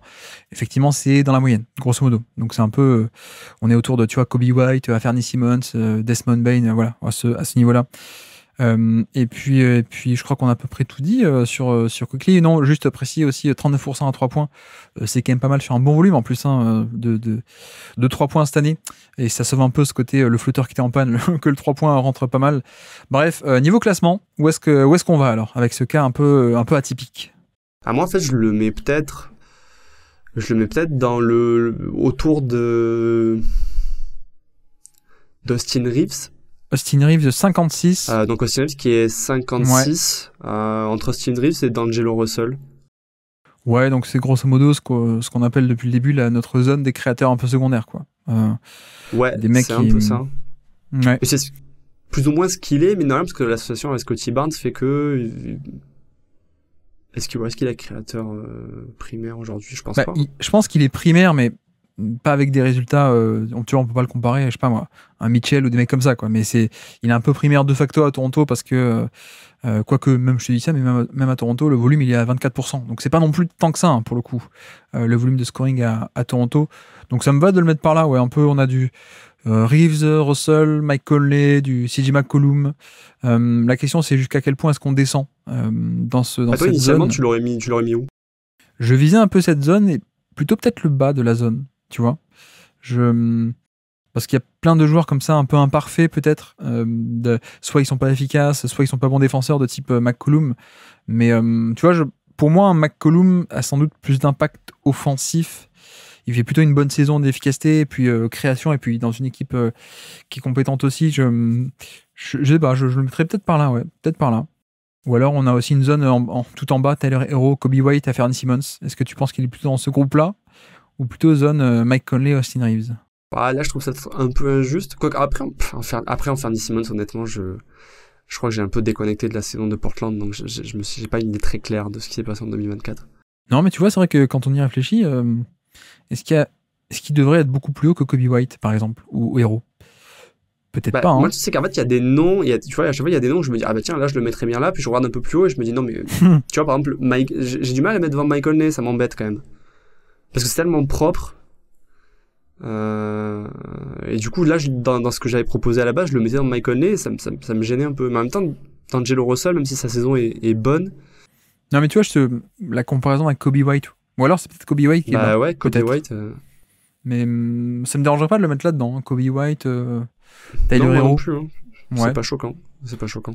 On peut le mettre là, alors, effectivement. Ouais, allez, ça me va. Ok, bah faisons comme ça. On met entre Hero et Kobe White, peut-être. Ou alors sous Kobe White, je ne sais pas. Tu me dis. Ouais, mais le sous Kobe White. Ok, faisons comme ça. Kobe White. Je suis d'accord que c'est pas mal. Et donc on avance. Petit quiz, nous sommes le 7 avril 2024. Et j'ai pris un dunk de Quickley, parce qu'il n'y en avait que 5 dans l'année. Donc action marquante, tu t'en souviens de ce dunk-là? Dunk contre les Wizards de Washington. Tu te refais l'action tous les matins, je le sais, tu me l'as dit. Qui est sur le terrain au moment de ce dunk de Quickley contre Washington? Alors, Bilal Koulibaly? Il n'est pas sur le terrain, même pas. Tu te rends compte? C'est dur. Jordan Poole? Poole est là, tout à fait. En tout cas, l'ombre de lui-même. Je dirai rien, je te promets. Tu sais que c'est dur là. Hein. Franchement, les Wizards, c'était pas cool. Hein. On a quelqu'un qui est parti à Portland, un jeune ailier. Oh là là, c'est dur. On a un shooter. Je sais que là, je suis désespérément en train d'essayer de chercher 5 noms à Washington. Alors, je te fais un jeu de mots qu'a plu aux éditeurs auparavant. Parfois, il y a des trucs qui se trouvent, mais avant ça, il y a des trucs. Ouais, mais alors je vois ce que tu veux dire. Hein. C'est quoi l'inverse de qui se trouve? Là, qui se perd. Eh ben. Ah, c'est joli, ouais, c'est joli. Corey Kisper, bravo, c'est toi qui l'as dit. Bravo. On a. Ah, c'est beau. Alors, on a une fratrie d'acteurs hollywoodiens. Notamment, il y en a un qui était un peu dans une affaire là, parce que sans faire exprès, il a tiré sur quelqu'un sur un tournage. Ça te dit rien, ça? Il y a un joueur qui s'appelle Phoenix? Non, ça marche pas. Non, un mec qui a tiré sur quelqu'un sur un set de cinéma. Il croyait que c'était une balle blanche, un bal à blanc, et finalement il a tué quelqu'un. Oui, j'ai l'histoire, mais alors du coup, c'était qui cette histoire? Son prénom c'était Alec, l'acteur. Alec Burks, il était là? Non, le prénom de l'acteur. Ah, merde. Ouais, ok, d'accord, ok. Baldwin, mais alors du coup... Baldwin, et est-ce que t'as le shooter ou pas? Non, c'est un jeune de... Bah non. Jeune drafté par Golden State, c'était Patrick Baldwin. Est-ce que tu le connaissais ou pas celui-là? Ah oui. Oui, je l'avais, mais franchement, je l'avais un peu omis de ma mémoire quand même. Ok, donc là, ensuite, on en a que 3 là, à Washington. Hein. Je crois que je vais t'épargner l'intérieur qui s'appelle Eugène Omoruyi. Est-ce que tu l'avais celui-là ou pas? Non, impossible. Là, en plus, je vois pas ce que tu aurais pu me dire pour m'aider, tu vois. Et le dernier joueur qu'on a, qui est parti à Portland, un jeune ailier plutôt prometteur, ce n'est pas Denis la menace, c'est... Avdia, il est parti là-bas? Exactement, Denis Avdia. Ah ouais. Qui est parti à Portland, écoute, tout à fait. Écoute, je ne savais pas qu'il était plus... T'avais manqué l'info. Ah oui, j'avoue que l'intersaison, en fait, je me suis rendu compte qu'il s'est pas passé grand-chose et du coup, j'ai pas trop accroché. Les changements de joueurs, je suis pas très au point. Et en plus, j'ai pas fait les previews cette année, donc... Non, mais je suis content parce que ça confirme une de mes théories que j'ai dit il y a quelques temps dans le podcast, que personne n'était au courant de l'échange Denis Avdia-Malcolm Brogdon. Tout le monde l'avait un peu loupé, donc tu confirmes un peu ça. Ah ouais, et côté Raptors, alors? Bon, côté Raptors, du coup, je retente Gary Trent Jr. Exactement, Trent est là. Bon, je retente Scottie Barnes. Il n'est pas sur le terrain, Scottie Barnes, mais il y a Quickley. Oui, il y a Quickley, ouais. Quelqu'un qui vend du shit. Le shit, tu le vends Tu le vends comment? Sous quelle forme? Ah bah oui, ok, RJ Barrett, excuse-moi. RJ Barrett, tout à fait. Ouais. Le pivot, et facile. John Deporter, là, il était plus là, malheureusement. Non, il était plus là. Le pivot ancien des Spurs. Oui, Potel. Je te voyais son nom, je voyais sa tête, mais je n'arrivais pas à sortir. Il n'y a que Potel. Ouais. Et le dernier, je vais pas faire de jeu de mots graveleux, je vais juste te dire que c'est le diminutif de Richard en anglais. Comment ils appellent les mecs qui s'appellent Richard? Ou alors un livre en littérature, Moby. Ah bah oui, Gradedic, ok. Oui. Gradedick, parfait.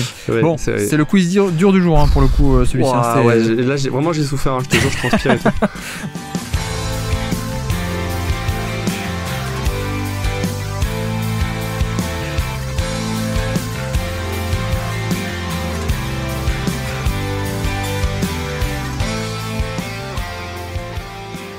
Donc, Nick Claxton, on peut avancer, troisième joueur du jour. Nick Claxton, 30 minutes par match, en moyenne 71 matchs cette saison.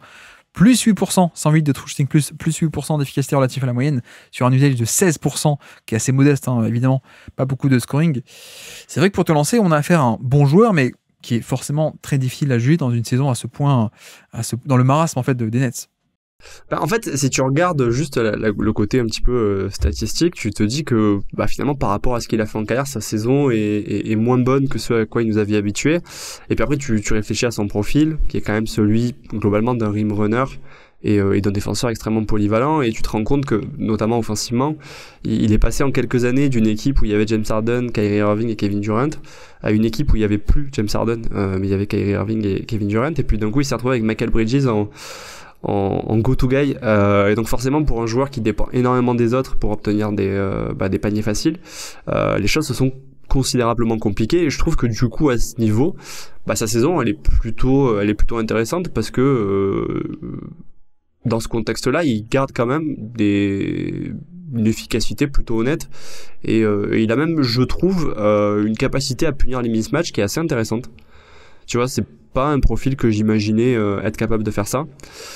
Et puis après, défensivement, du coup, de l'autre côté, ça reste un joueur qui fait considérablement chuter l'efficacité au cercle, ce qui est quand même ce qu'on lui demande, tout en étant extrêmement polyvalent défensivement, mais en pouvant défendre plusieurs positions. Donc je trouve que c'est quand même, parmi les joueurs de ce profil-là, un des tout meilleurs. Et puis après, offensivement, pour moi, j'ai même presque pas envie de juger sa saison, parce que le contexte pour lui est trop compliqué par rapport à ce qu'il a connu, quoi. C'est un peu ça en fait, c'est un peu le truc de, tu vois, le truc principal par rapport à lui, c'est que il a explosé complètement l'an passé. Moi je pense que je l'avais très haut dans le top 100 l'an passé, je me souviens plus exactement, mais j'étais extrêmement fan, et notamment, tu sais, ce qui était à la base, c'était la défense en fait, une défense d'élite. Il a explosé complètement depuis des rôles un peu mineurs l'an passé à d'un coup, depuis 2022 à 2023, un rôle majeur de défenseur quasiment défenseur de l'année. Alors j'exagère un peu, mais il avait reçu des votes, hein, pour le Deep-Boy par exemple, donc c'est pas rien. Bon, c'est pas parfait, mais au moins c'est un marqueur que oui, les gens étaient un peu ah ouais, il défend bien quoi, s'il reçoit des votes pour ça. Et là c'est vrai que je trouve qu'il faut pas se laisser un peu avoir, à mon sens, par le côté contexte collectif en fait, parce que c'est pas parce que autour de lui ça devient totalement nul que le mec perd sa valeur, quoi. Je pense que pour le coup, défensivement, on a toujours affaire à un mec qui va pas être un 10 sur 10, c'est pas une encre défensive à lui tout seul, tu vois, c'est pas Rudy Gobert ou quoi que ce soit, mais c'est quand même un mec hyper intéressant, qui en termes de un peu ce combo, tu vois, un peu Capella de l'époque Rockets, mais encore plus. C'est-à-dire, je trouve que c'est Capella, mais avec beaucoup plus d'impact au panier que Capella n'a jamais eu, parce que Capella, c'était juste, bon, c'est sympathique, ça peut protéger le panier, mais jamais élite, alors que Claxton a vraiment des chiffres qui peuvent parfois aller flirter avec l'élite en termes de à quel point il inflige une perte d'efficacité au panier. Il a moins 7,5, c'est pas mal. Les tout meilleurs de NBA sont autour des moins 10, moins 11, etc. Mais bon, c'est pas mal, mais surtout, il est aussi extrêmement polyvalent. Donc sa valeur n'est pas que la protection de panier, il y a aussi le fait que il peut être polyvalent, il peut faire des switches, il peut faire plein de choses, et même à un niveau un degré de polyvalence et de mobilité, c'est un mec qui peut vraiment faire des switches. C'est pas juste, tu vois, je peux un peu survivre dans le périmètre, s'il faut je fais un light switch ou quoi que ce soit. Non, il y a vraiment cette dose de mobilité que je trouve de très très bon niveau. Malheureusement, le truc c'est que il y a un peu ce narratif, de facto, dans une équipe mauvaise, on va moins le remarquer. Et donc, comme je te dis, l'an dernier, il était dans le top 10 du Deep-Boy. Cette année, il a reçu aucun vote, ni quoi que ce soit. Je suis pas sûr que le joueur soit fondamentalement très différent, ou qu'il est régressé ou quoi que ce soit. En fait, c'est juste que c'est toujours dur de voir la valeur d'un mec comme ça, quand t'as une équipe autour qui est à ce point catastrophique, en fait. En fait, il est passé d'une équipe qui était pas élite défensivement, mais qui avait quand même un niveau défensif plutôt honnête, à une situation où tu sens que tu es dans une équipe où il n'y a pas vraiment d'engouement et pas vraiment d'objectif, et tu as quand même beaucoup de joueurs médiocres en fait qui sont positionnés, et donc il doit combler beaucoup plus de brèches que par le passé, et malgré tout, oui, il a quand même toujours cette capacité, comme tu disais, à infliger une perte au cercle, alors que il a la polyvalence. Et par contre, il y a un truc que je trouve C'est étonnant, c'est que, étant donné que ça fait quand même depuis le début de sa carrière qu'il est capable de faire ça, je trouve étonnant que toutes les saisons, en fait, la fréquence au cercle soit limite plus élevée quand il est sur le terrain que quand il n'est pas.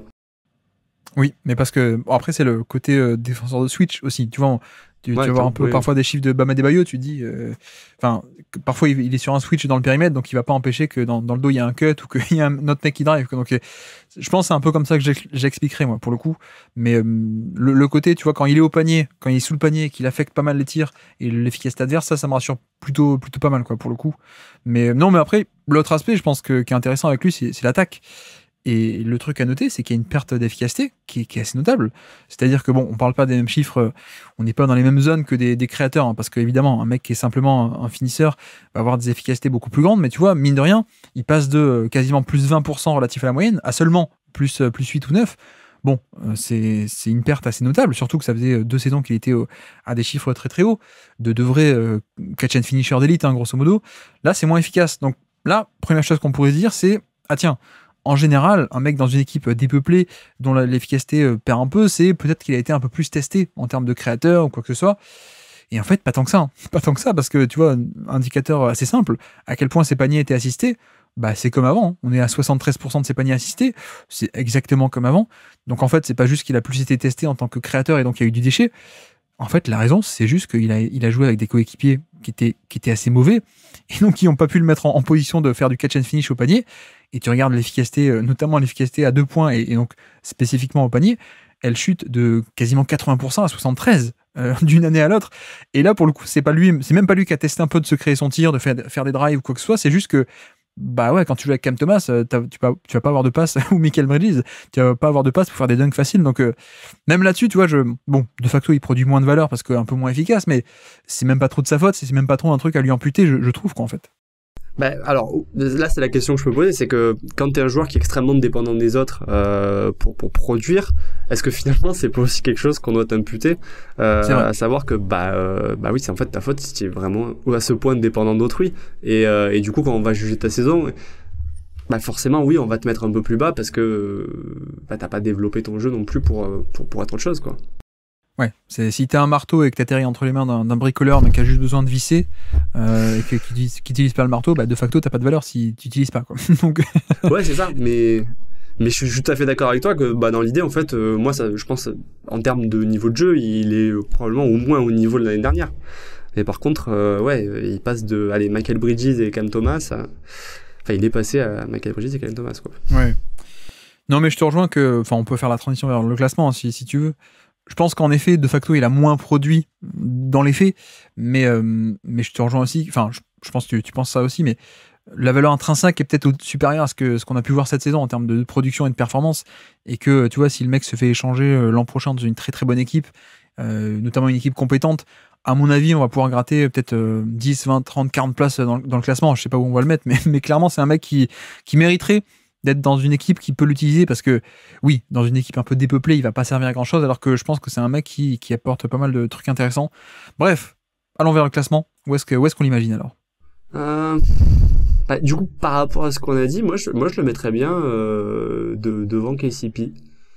Entre KCP et Jaden McDaniels, donc autour de la 51e, 52e place. Tu veux casser notre groupe de KCP McDaniels qu'on avait essayé de rester collé depuis le début.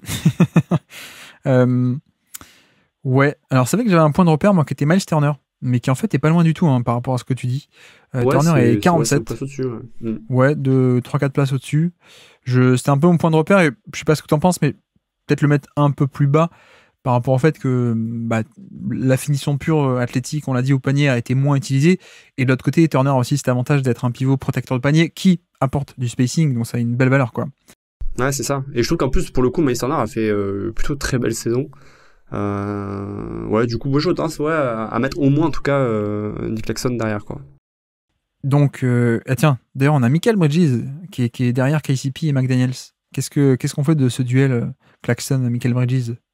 Non, mais c'est embêtant, tu vois. Et même Paolo Banchero, ça me fait un peu de la peine de le mettre derrière un joueur qui est en roleplay, tu vois, mais... On peut reclasser Bridges, hein, si tu veux. Après, franchement, sa saison, elle est pas non plus très enthousiasmante, quoi. C'est pour ça qu'on l'a mis là. C'est pour ça qu'on l'a mis donc là. Non, écoute, moi, ça me dérange pas qu'il soit devant lui. Michael Bridges, je vais quand même revérifier, mais ouais, le truc, c'est qu'en fait, il n'avait pas pris de volume, pas tant que ça. Donc le volume était resté un peu mineur, en plus pas trop efficace, même pas du tout, plutôt inefficace cette saison. Donc on l'avait un peu pénalisé sur ça, sur pas de volume, pas d'efficacité, pas trop de passing non plus. Défense pas mal, mais non, mais en plus ça s'entend cet aspect de finalement la défense intérieure de Claxton, c'est quand même un truc assez qui a beaucoup de valeur. Vaut mieux la défense intérieure que extérieure au final. Enfin, ça a plus de valeur en tout cas dans les faits. Donc ok, on peut les mettre par là, mais bon, si quelqu'un vient dans le podcast et me dit non, il faut quand même faire monter Michael Bridges de 5-10 places, ça me dérangera pas non plus, mais ok, faisons ça. Ou est-ce qu'on, par rapport, on le met où? On les colle ou est-ce que on met au-dessus de KCP McDaniels? On le met entre? Qu'est-ce que tu voulais casser le groupe, toi, c'est ça? Non, mais je sens que ça te perturbe de casser ce groupe, donc vas-y, mets-le derrière KCP. En vrai, ça me perturbe pas. Je trouve ça juste beau de les mettre ensemble. Mais on peut casser le groupe, hein. Non, mais moi, je regarde pas des super souvenirs, donc ça me dérange. Bon, mais bon, oui, mettons-le là. Okay. Allez, mettons-le là. On le colle à Michael Bridges, comme ça. De toute façon, ils étaient en une galère, donc. Voilà. Dans le même bateau, et un bateau qui coule, malheureusement. Et donc, petit quiz, nous sommes le 5 mars 2024. Alors, c'est pas le quiz dur, c'est le quiz rigolo du jour, celui-ci. C'est un contre assez spectaculaire sur un joueur des Sixers, dont je vais te taire le nom, évidemment, pour l'instant. Buddy Hield. Buddy Hield est sur le terrain, tout à fait. Bonne mémoire. Alors, Joel Embiid n'est pas sur le terrain, a priori. Non, exactement. C'est son backup. Mais qui était son backup à l'époque? Paul Reed. Alors c'est le backup du backup qui était sur le terrain. Son autre backup. Si je te dis Para Bailar. Ouais, t'essaies de m'embrouiller là. Il y a une chanson. Para Bailar. Ah bah non, je... Un ancien pivot très grand, très long qui est drafté à Orlando. Il y a très peu de temps. Ah, Mo Bamba. Ouais, exactement, Para Bailar Mo Bamba. T'as pas la chanson en tête? Non, je l'ai pas. Ok, Mo Bamba, effectivement. Tobias Harris. Exactement. Tout le temps là, de toute façon, c'est plutôt pratique. Kyle Lowry. Kyle Lowry sur le terrain, oui, tout à fait. Et l'ailier un peu foufou qui a fait une bonne saison aux Sixers. Ouais. Moi, je l'aime bien en plus, Kelly Oubre. Exactement, Kelly Oubre, tout à fait. Côté Brooklyn alors? Côté Brooklyn, est-ce que Cam Thomas est là? Cam Thomas n'est pas là, pas sur le terrain, donc. Michael Bridges, oui. Exactement, Michael Bridges est là. On a un ailier très défensif, très typé défensif. Dave Smith Jr. Exactement, Dave Smith. Oui, non, Jr. Ouais, ça va. Non, pardon, je pense pas à lui. Je pensais à un autre. C'est pas Dennis Smith Jr. C'était un autre D. Oui, pardon, excuse-moi, Dorian Finney-Smith, excuse-moi. Exactement, Dorian Finney-Smith. Ouais, je pensais à lui. Ouais. On n'avait pas Dennis Smith Jr., mais on avait un autre meneur qui s'appelait DS aussi, un champion du monde. Ah, Dennis Schroeder, c'est vrai. Exactement, Dennis Schroeder était là. Et le dernier, c'est un Toons. Un Toons, comme on les appelle les Toons. Il est comme. Oui, mais. il est comme Bugs Bunny. Michael Jordan, il a fait alliance avec les. Oui, très bien. Je crois que je n'ai jamais vu le film. Bon, alors, Indice Basket, un mec qui était drafté par les Spurs, qui a beaucoup de dreadlocks, qui ensuite a fait une campagne de playoff aux Lakers l'an passé, avec Darvin Ham, un petit arrière explosif. Non, mais Cameron Reddish, il était encore cette année, d'accord. Non, les Looney Tunes. C'est pas les Tunes, c'est les Looney Tunes, et donc. Ah oui, mais je l'ai pas. Mais c'est ça, moi j'avais bien compris que c'était Looney, mais. Mais le prénom c'est Looney. Looney comment? Je l'ai pas. C'était Looney Walker. Looney Walker, Jérémy. Ah putain. T'as oublié l'existence de Looney Walker. C'est terrible. Ah ouais, non, mais c'est terrible. Ah, je t'ai rarement vu souffrir autant que ça qu'aujourd'hui sur les quiz. Je pense que c'est le pire quiz que j'ai fait avec toi, ouais, clairement. On est pas mal du tout aujourd'hui. Tu les enchaînes.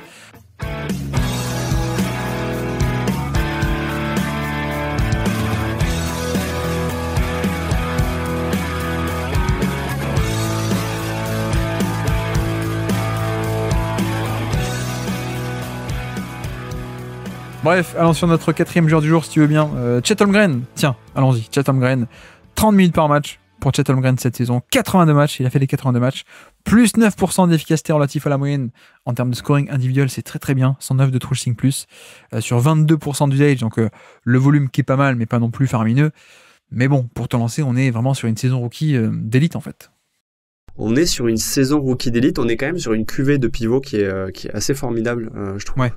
Rarement vu, je trouve, une cuvée de pivot à ce point qualitative, même si, bon, en soi, Chet Holmgren avait été drafté normalement un an plus tôt. Et puis, pour le coup, tu vois, je trouve qu'il arrive dans un contexte qui est absolument parfait. Parce que l'équipe, en fait, elle attendait, j'ai l'impression, juste son upgrade pour vraiment passer un énorme cap.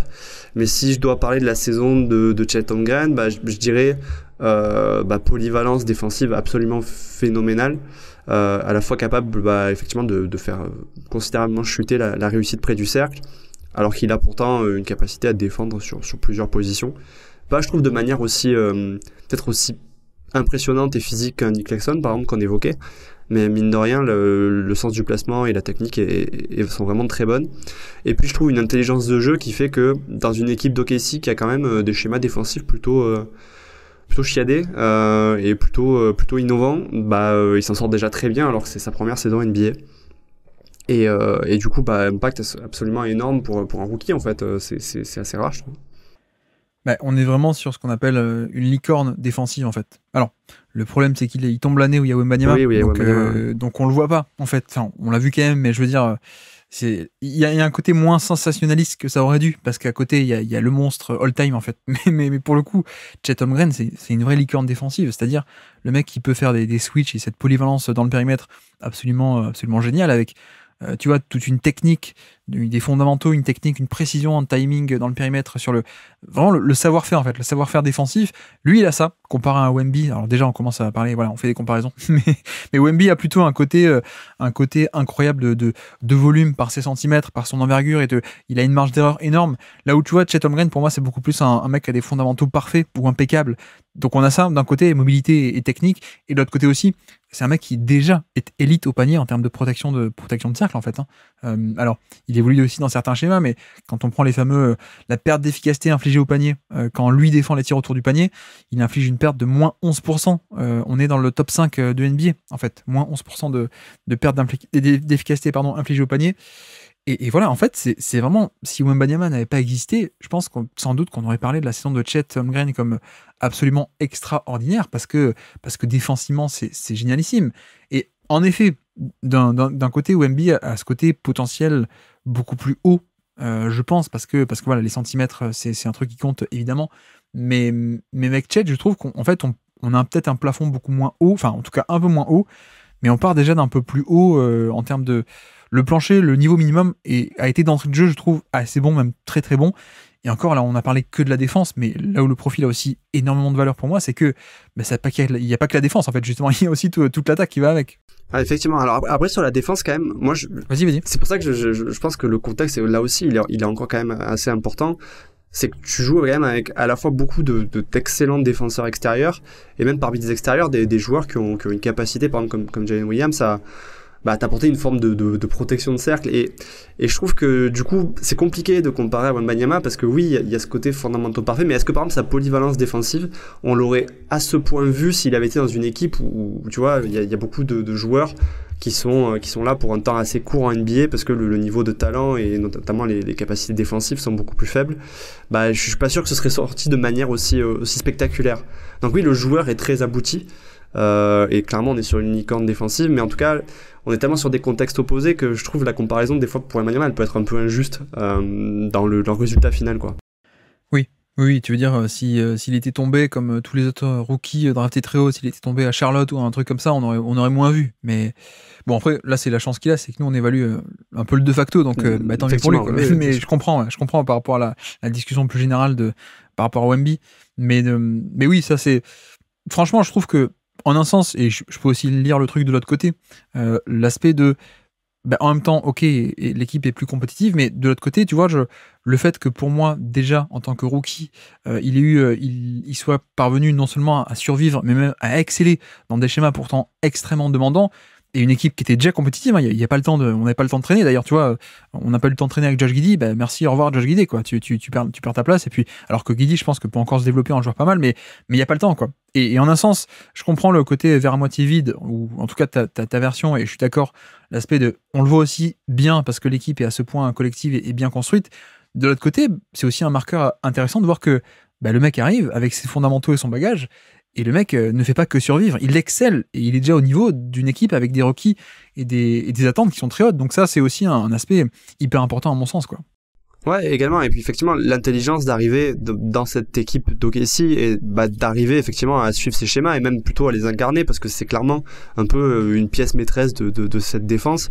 Et du coup, oui, c'est clairement une preuve que le côté fondamental, il est plutôt cohérent en fait avec son profil. Donc oui, je suis d'accord avec toi. Mais c'est vrai que vu qu'on part de suite sur les comparaisons avec Wembanyama, je me suis dit en même temps, c'est vrai que le contexte est tellement rude par rapport. Je pense qu'on va le faire pendant 20 ans, Jérémy, ça, ces comparaisons entre les deux. Oui, mais tu y allais vite quand même, je trouve. Tu y allais vite. Je suis allé vite. Mais du coup, effectivement, en plus, la force, c'est que offensivement, déjà, c'est un très bon shooter. Je trouve que c'est un passeur plutôt déjà très bon aussi, et du coup ça le met dans une catégorie de joueurs extrêmement rares qui ont à la fois la défense élite, autant la protection de cercle et la polyvalence, que offensivement en fait qui ouvre les choses pour ses coéquipiers, et du coup tu sais déjà que sa carrière va être très longue et que son profil va être un des profils les plus recherchés de la ligue pendant les 10 ans à venir, quoi. C'est un peu ça, et autant, tu vois, moi, le côté licorne défensive, j'étais 100% d'accord, parce que je l'avais scouté un peu à l'époque, on avait fait un podcast sur le Basket Lab et tout, on l'avait un peu développé avec Alan, qui depuis est parti en NCAA, mais on avait bien développé cet aspect de, licorne défensive, ok, pas de problème. J'avoue que sur l'attaque, moi, je partais plus bas que la moyenne. En tout cas, je trouvais que parfois, il y avait un peu exagération dans le côté, tu sais, c'est le grand qui peut dribbler, et donc ça va être forcément le nouveau Giannis ou des trucs comme ça. Je trouve que c'était un peu exagéré, et donc, pour le coup, cette année, moi, j'ai été très, très agréablement surpris, de tout ce qu'il a pu faire offensivement. Alors, notamment le dribble. Pour moi, c'était un peu le gros red flag. C'est que à la fac, tu vois, il y a beaucoup de dribbles, les dribbles d'élimination, on peut dire, des crossovers ou des trucs comme ça. Mais si tu dézoomes un peu le dribble de manière générale, la maîtrise du ballon dans les petits espaces, etc. Bon, c'était pas top, quoi. C'est clairement pas top, mais parce que c'est un grand, donc il faut aussi rebondir le ballon assez haut. Et donc, c'était pas parfait. Et l'autre aspect, c'est le shoot, où j'avais pas mal de doutes parce que ok, il fait une bonne saison au shoot en NCAA, mais c'est la distance NCAA, et puis en termes de mécanique de tir, c'était pas tant que ça. Et le truc, c'est qu'en fait, il a passé un an à travailler avec le fameux gourou du shoot, tu sais, le Chip England, l'ancien gourou du shoot aux Spurs, qui a construit le jump shot de tous les mecs des Spurs, Kawhi Leonard, Tony Parker, etc. Et on a vu qu'en fait, il a un peu réglé son problème, notamment en termes de pousser des jambes. On en parlait sur le podcast à la draft à l'époque. Et en fait, il a aujourd'hui un shoot, je dirais pas d'élite, mais qui clairement est viable dès sa première année. Et ça, j'avoue que je m'y attendais pas. Je m'y attendais pas à ce point, à ce qu'on ait un joueur de périmètre à ce point dangereux déjà sur le shoot. Et pour moi, ça débloque une valeur qui est immense, surtout dans ces systèmes d'OKC où Mark Daigneault, il sait exactement quelle est la valeur de ce profil-là. Il l'utilise comme ça. Tu vois, il y a des tonnes et des tonnes de systèmes où il va être utilisé en tant que, tu vois, un système classique. Ça remonte la balle sur une aile en transition ou en semi-transition, et puis un écran dans l'autre aile pour Chet Holmgren. Pourquoi ? Parce que ça empêche de faire un stunt, ça empêche de venir boucher l'espace à l'intérieur, et on libère un tir sur l'autre aile en fait pour Holmgren, ou plein de trucs comme ça. La valeur aussi du fait que, et ça on l'a vu d'ailleurs pas mal dans les affrontements contre Wembanyama, quand j'ai Wemby qui défend sur moi, je me mets pas dans le corner, je me mets sur l'aile, et comme ça permet que Wemby soit un peu écarté du panier, Wemby ou d'autres, et donc ça en fait ça vient neutraliser ou aider à neutraliser la valeur des protecteurs de panier. Donc c'est vrai que ce côté pivot qui s'est shooté et qui s'est bien shooté, ça a fini à 37% sur plus de 4 par match, pour le coup ça vient vraiment magnifier, je trouve, un profil défensif déjà qui en soi était génial, mais si en plus c'est un mec qui peut shooter, je pense qu'on a vraiment affaire à un mec qui apporte beaucoup, beaucoup de valeur de par la rareté et de par l'importance de ce profil qui, en fait, voilà, c'est la valeur structurelle de un pivot défensif qui s'est shooté. Donc, c'est-à-dire qu'il rassemble à lui seul les deux qualités. T'as pas besoin d'avoir lui à côté de lui de mettre un shooter, ou t'as pas besoin d'avoir lui qui shoot et à côté un défenseur. En fait, il fait les deux à la fois, et ce qui permet d'avoir à la fois une bonne défense, mais aussi un five-out quasi parfait, en fait. Ouais, et puis du coup, t'as ce côté où effectivement, il arrive à aligner tous les éléments dès sa première saison. Ce qui, j'imagine, dans la construction de l'équipe, est extrêmement rassurant parce qu'il n'y a même pas d'angle mort dans lequel tu te dis, bon, ok, peut-être qu'il va pas développer ça et que ça va peut-être réduire la valeur de son profil. Non, dès la première saison, en fait, il a validé les principaux éléments que tu attends d'un pivot aujourd'hui. Et de fait, sa valeur structurelle dans une équipe fait que, OKC, d'un coup est passé d'une équipe qui jouait les playoffs à une équipe qui joue le titre, quoi. Ouais, et puis tu vois, tu parlais du passing aussi. C'est vrai que moi, je trouve qu'on a déjà un mec qui est capable de faire des actions en sortie de dribble Alors, en pick and roll, tu sais, je pose l'écran et puis ensuite, je reçois la balle et je fais l'extra passe depuis le pick and roll. Ou alors, j'attaque les close-out aussi. Ça, c'est un truc hyper important. C'est que comme il y a cette menace de shoot, donc les mecs vont se jeter sur les close-out, il est capable d'entamer le dribble et d'attaquer, en fait. Donc ça, c'est hyper important. Et le passing aussi. C'est pas un passeur qui va apporter une énorme plus-value de création pure, mais c'est le mec qui peut te fluidifier le jeu, qui fait toujours la bonne passe, la bonne action, plutôt bonne vision, etc. Donc c'est pas de la création pure, mais c'est un mec qui t'aide, qui aide à ce que l'attaque fonctionne. En tout cas, il va pas l'handicaper du tout. Ça, on est d'accord là-dessus, de point de vue de son passing. Après, peut-être que là où on peut retenir un peu des bémols, peut-être, c'est le fait que, bon, un chiffre un peu qui résume un peu son profil, on est à quasiment 75% de panier assisté. Donc on est 3/4 de son jeu, c'est de la finition pure. Bon, c'est vrai que quand on va comparer avec d'autres, et pas que Wembanyama, mais on est vraiment sur l'aspect, sur le profil de, ok, le pivot défensif qui shoot, mais pas plus que ça en termes de vraie création pure. On va pas même pas aller titiller ce que fait Anthony Davis ou des mecs comme ça, évidemment. On est d'accord. Mais c'est vrai que du coup, le contexte d'équipe très avancé fait que aussi, de toute façon, tu n'as pas envie d'essayer parce que tu as tellement d'autres personnes qui peuvent apporter cette forme de création, etc. Que oui, en fait, tu as envie de le voir comme un finisseur. Et ça veut pas dire qu'en fait, dans quelques années, avec l'évolution de l'équipe, tu vas pas lui donner un rôle plus grand et qu'il va pas être capable de le remplir, quoi. Parce que là, du coup, il a déjà aligné tellement de choses que maintenant, le reste, c'est du plus, quoi. Effectivement. Est-ce qu'on a d'autres choses à rajouter sur son profil ou pas, notre ami Chet Holmgren, dont d'ailleurs on a parlé un peu toute l'année, donc on va pas refaire non plus 2 heures aujourd'hui, on a parlé toute l'année, mais sauf si tu as d'autres choses à rajouter, tu me dis. Non, mais alors un point qui est étonnant, c'est que du coup, effectivement, il y a le shoot qui est déjà là, et assez paradoxalement, sur le shoot à longue distance, c'est le corner three sur lequel il est le moins efficace. Ça aussi, normalement, en NBA, c'est quand même souvent le tir sur lequel les joueurs sont le plus efficaces parce que c'est plus proche du panier.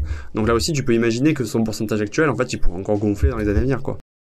Ouais, mais tu vois, c'est un peu ce que je disais tout à l'heure. Je pense faut pas s'attendre à ce qu'il shoot des corners à 3 points parce que la valeur d'avoir ce pivot qui shoot, il va rarement être dans les corners. Parce qu'il va vraiment être souvent sur l'aile. Et tu vois, non mais excellent point, je l'avais noté, mais j'avais oublié de le dire. La fréquence de tir dans les corners, elle est à 4%. À peine 4% de ses tirs, c'est des corners à 3 points. Alors que les non-corners à 3 points, c'est 29%. Donc on a une différence assez énorme. Mais parce que justement, c'est un peu ça, c'est l'atout tactique d'avoir un pivot qui shoot, c'est que ça permet d'éloigner le protecteur de panier, de ne pas le laisser grosso modo dans le corner et donc proche du panier. Donc on essaie de l'éloigner, mais non, je te rejoins effectivement. Et donc classement, je sens qu'on va pas mal débattre. Je sens qu'on va tout reclasser aussi. Qu'est-ce qu'on fait de chez Holmgren? Là, cette saison, voilà, mais le point c'est que t'as ce Victor Wembanyama en 37. On va le reclasser. Ok, parce que moi j'aurais tendance à le mettre derrière Derrick White. Alors Derrick White, il est où, c'est Derrick White? Il est 31. D'accord. Alors moi je pense que j'étais plus haut. Tu vois, moi je vois qu'Anthony Davis est 10e. Non, je rigole. Quand même pas. Non, mais par contre, tu vois, j'avais un point de repère à pas dépasser. Et du coup, on peut aussi ouvrir peut-être le dossier Wembanyama et le reclassement. On a parlé de Jaren Jackson, qui est 27. Ah ouais, il est où d'ailleurs lui? Il est 27, Jaren Jackson. Il est beaucoup plus bas que l'an passé. L'an passé, il était top 20, Jaren Jackson, pour nous, parce que, pareil, hein, tu vois, c'est le même profil que Holmgren, hein, c'est-à-dire défense d'élite plus shoot à 3 points à bon volume l'an passé. Cette année, il est moins efficace, beaucoup plus de volume, de scoring, de création, mais pas efficace, donc fuite de valeur. Mais tu vois, dans les deux cas, je pense qu'il faudrait faire passer déjà Wembanyama et Chet Holmgren au-dessus de Jaren Jackson pour cette année. Non pas le vrai Jaren Jackson dans l'absolu, mais au moins le Jaren Jackson de cette année qui a trop forcé sur le scoring, quoi. Ouais, parce que en soi, défensivement, j'ai quand même tendance à considérer que la défense de Jaren Jackson est au-dessus à l'heure actuelle de Chet Holmgren. C'est vrai. Mais effectivement, offensivement, après, là encore, hein, c'est le contexte, c'est-à-dire qu'il y a tellement eu de blessés qu'il a pas eu trop le choix, mais oui. Moi, en fait, ça, c'est que je pense que tu es obligé, du coup, de bouger Victor Wembanyama avec, et ouais, ça me paraît bien. Parce que tu vois, Wembanyama, ce qu'on a fait, c'est qu'avec Antoine Pimel de Basket Session, quand on l'a classé, on a dit, on fait 2 classements. On fait le classement de début de saison, qui était assez bas. Oui, il y a Ouais, je crois qu'on avait fait pareil avec toi sur Westbrook, non, l'an passé. Ça me dit un truc. Oui. Bon, bref, on avait fait un classement début de saison il était top 50, Wembanyama, jusqu'en janvier, grosso modo. Et après, on s'est dit, sur la fin de saison, il est quand même top 20 ou pas loin. On a essayé de faire la moyenne. On est tombé sur cette place un peu qui était une moyenne, mais qui finalement, tu vois, quand je vois Jaren Jackson, je me dis, bon, malgré en fait le début de saison poussif de Wembanyama, bah au final, c'est quand même un mec qui finit l'année, non pas sur la deuxième partie d'année, mais qui finit l'année avec un énorme volume d'usage, de volume de responsabilité, sur une efficacité qui est beaucoup moins, enfin qui est moins pire que celle de Jaren Jackson, et avec une défense qui est beaucoup moins parfaite, mais qui était pas mal quand même, quoi, pour le coup. Mais donc voilà, pour moi, c'est un peu un point à pas dépasser vers le bas, on va dire. Après, tu me diras, peut-être que Jaren Jackson est bas aussi, non? Je sais pas. Bah, le truc, c'est que la saison de Memphis est tellement morose que du coup, ça l'a un peu tiré vers le bas. Mais c'est vrai que, en fait, moi, il y a plein de joueurs que j'ai envie de remonter, mais du coup, bah, mécaniquement, si je remonte tout le monde. Il faut en baisser d'autres, hein. On peut pas juste remonter tout le monde. C'est ça, on peut pas avoir 30 joueurs dans le top 15. Dessus, je vais les faire chuter aussi. Donc, moi, ouais, limite, je les collerai les 3, quoi. Tu veux les coller les 3. Moi, je parlais vraiment de points à pas dépasser. Je crois que j'allais gratter un peu plus haut, mais bon, revenons sur Chet Holmgren. Qu'est-ce qu'on fait? Je me suis posé la question toute l'année, enfin en tout cas tout l'été.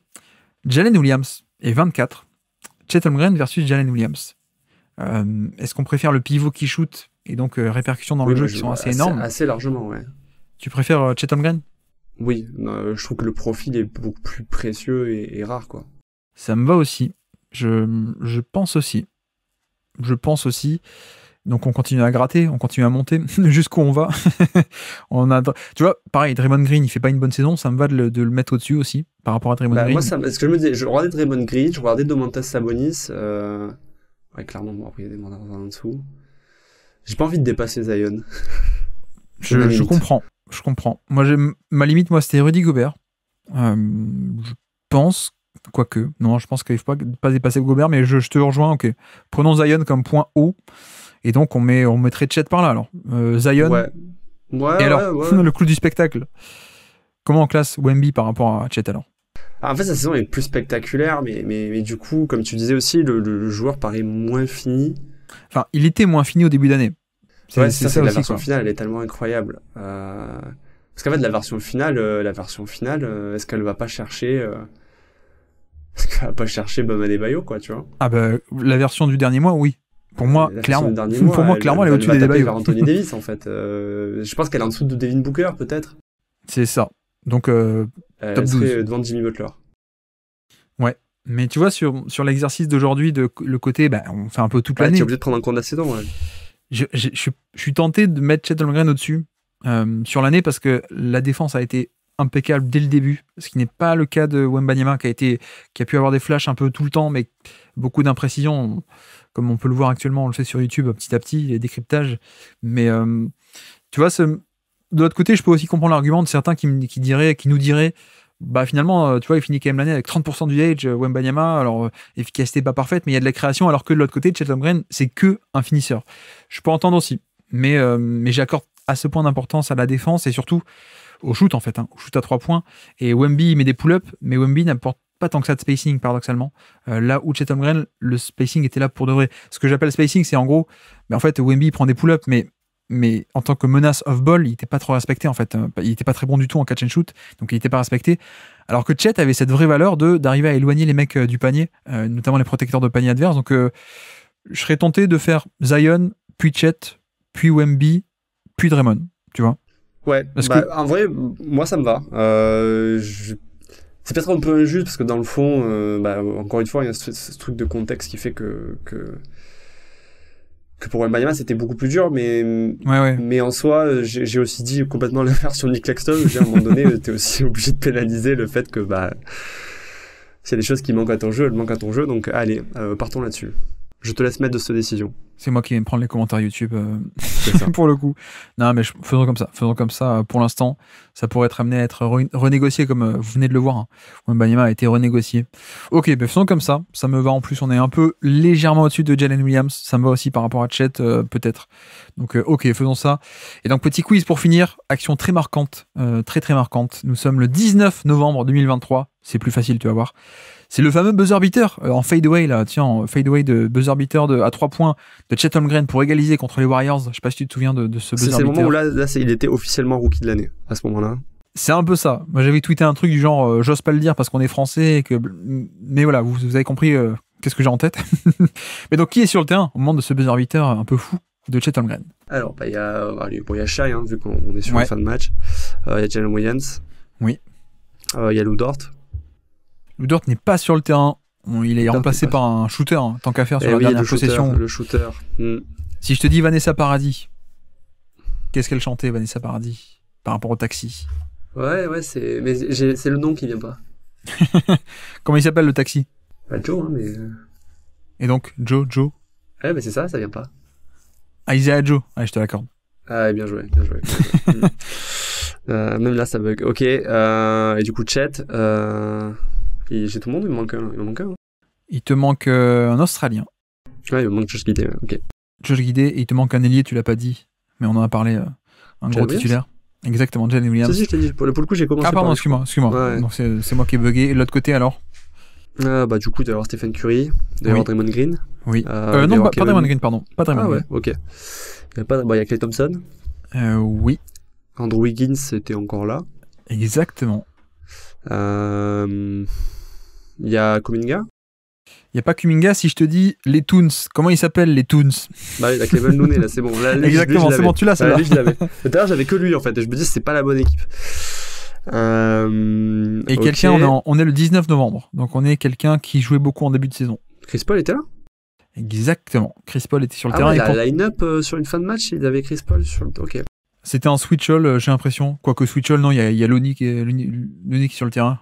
Kevin Looney. Non, pour te répondre, on est le 19 novembre. Le match d'avant, ou 2 matchs avant en tout cas, c'était le match Golden State contre les Wolves. Donc c'est pour ça qu'il n'y a pas Draymond. Parce qu'en fait, il était suspendu après le geste sur Gobert. Après la prise de catch, ouais. Voilà, exactement. Donc c'est pour ça qu'il n'est pas sur le terrain. De toute façon, on en revient toujours à Gobert quand on est ensemble, toi et moi. Donc voilà.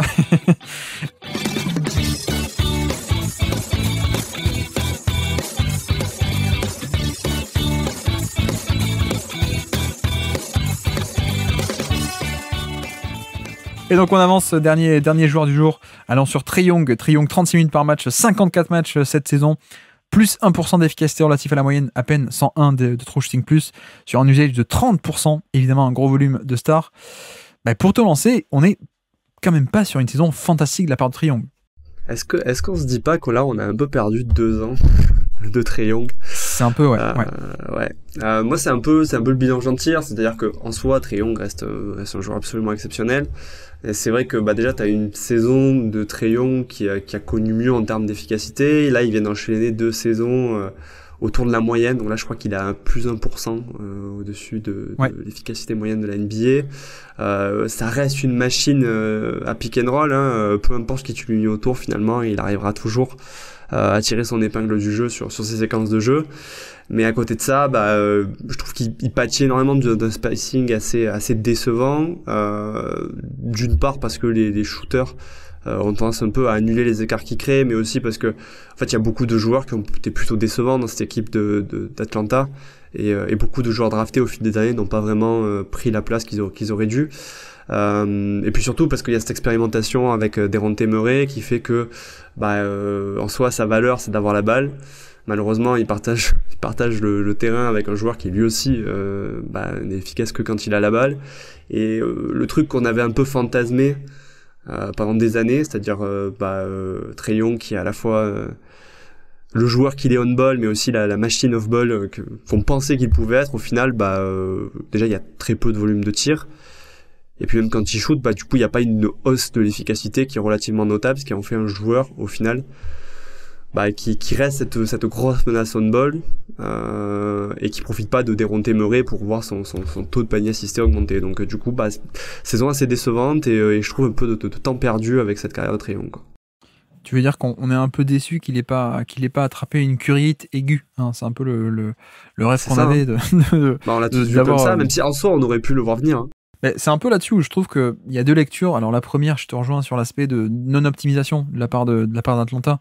Et ça, là encore, on en a parlé assez longuement, mais ce côté, finalement, on le fait venir pour la défense, mais sauf que la défense, ça marche plus comme ça en NBA. Tu peux plus te dire, ah tiens, je vais aller chercher des jeunes Murray pour des missions défensives, les fameuses missions défensives.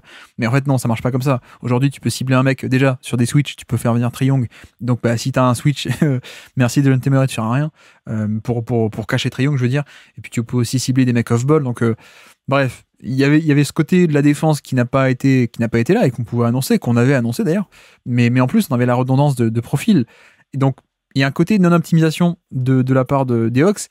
De l'autre côté, tu vois, je trouve un peu que dans son référentiel individuel, on peut peut-être être un peu déçu de ce manque de diversification. Parce que j'ai fait un peu la blague de curiosité aiguë, voilà, on n'était pas obligé d'avoir un mec qui devenait Stephen Curry. On n'était pas obligé, je pense, pour que le joueur soit intéressant, qu'il pousse le curseur de jeu off-ball à ce point. Mais c'est vrai que peut-être que le faire un peu plus, ça aurait été intéressant en termes de jeu off-ball, en termes d'activité. C'est vrai qu'on n'a pas trop eu ça.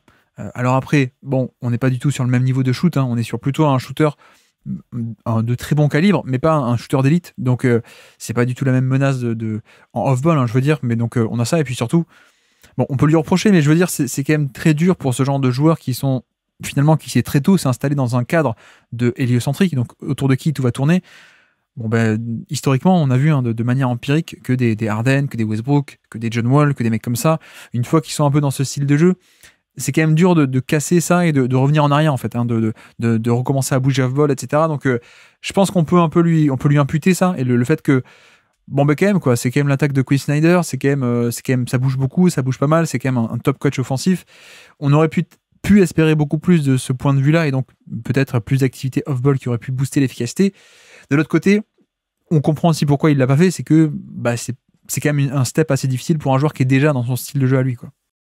Ouais, je suis d'accord. En fait, il y a un peu la sensation, tu sais, que les Lucentrim, c'est un peu l'héroïne des franchise players. C'est-à-dire que, en fait, le jour où ils y goûtent, même si, en soi, ils avaient un jeu off-ball avant, à partir du moment où ils ont goûté, ils reviennent pas en arrière. C'est pas possible, quoi. Et ça va être le titre du podcast, Jérémy, hein. Ça va être génial, ça va marcher, c'est sur les algorithmes. Excuse-moi. Non, mais, excuse-moi, mais il y a ce côté, tu vois, où tu te dis, c'est quand même, enfin, c'est tôt dans sa carrière, quand même.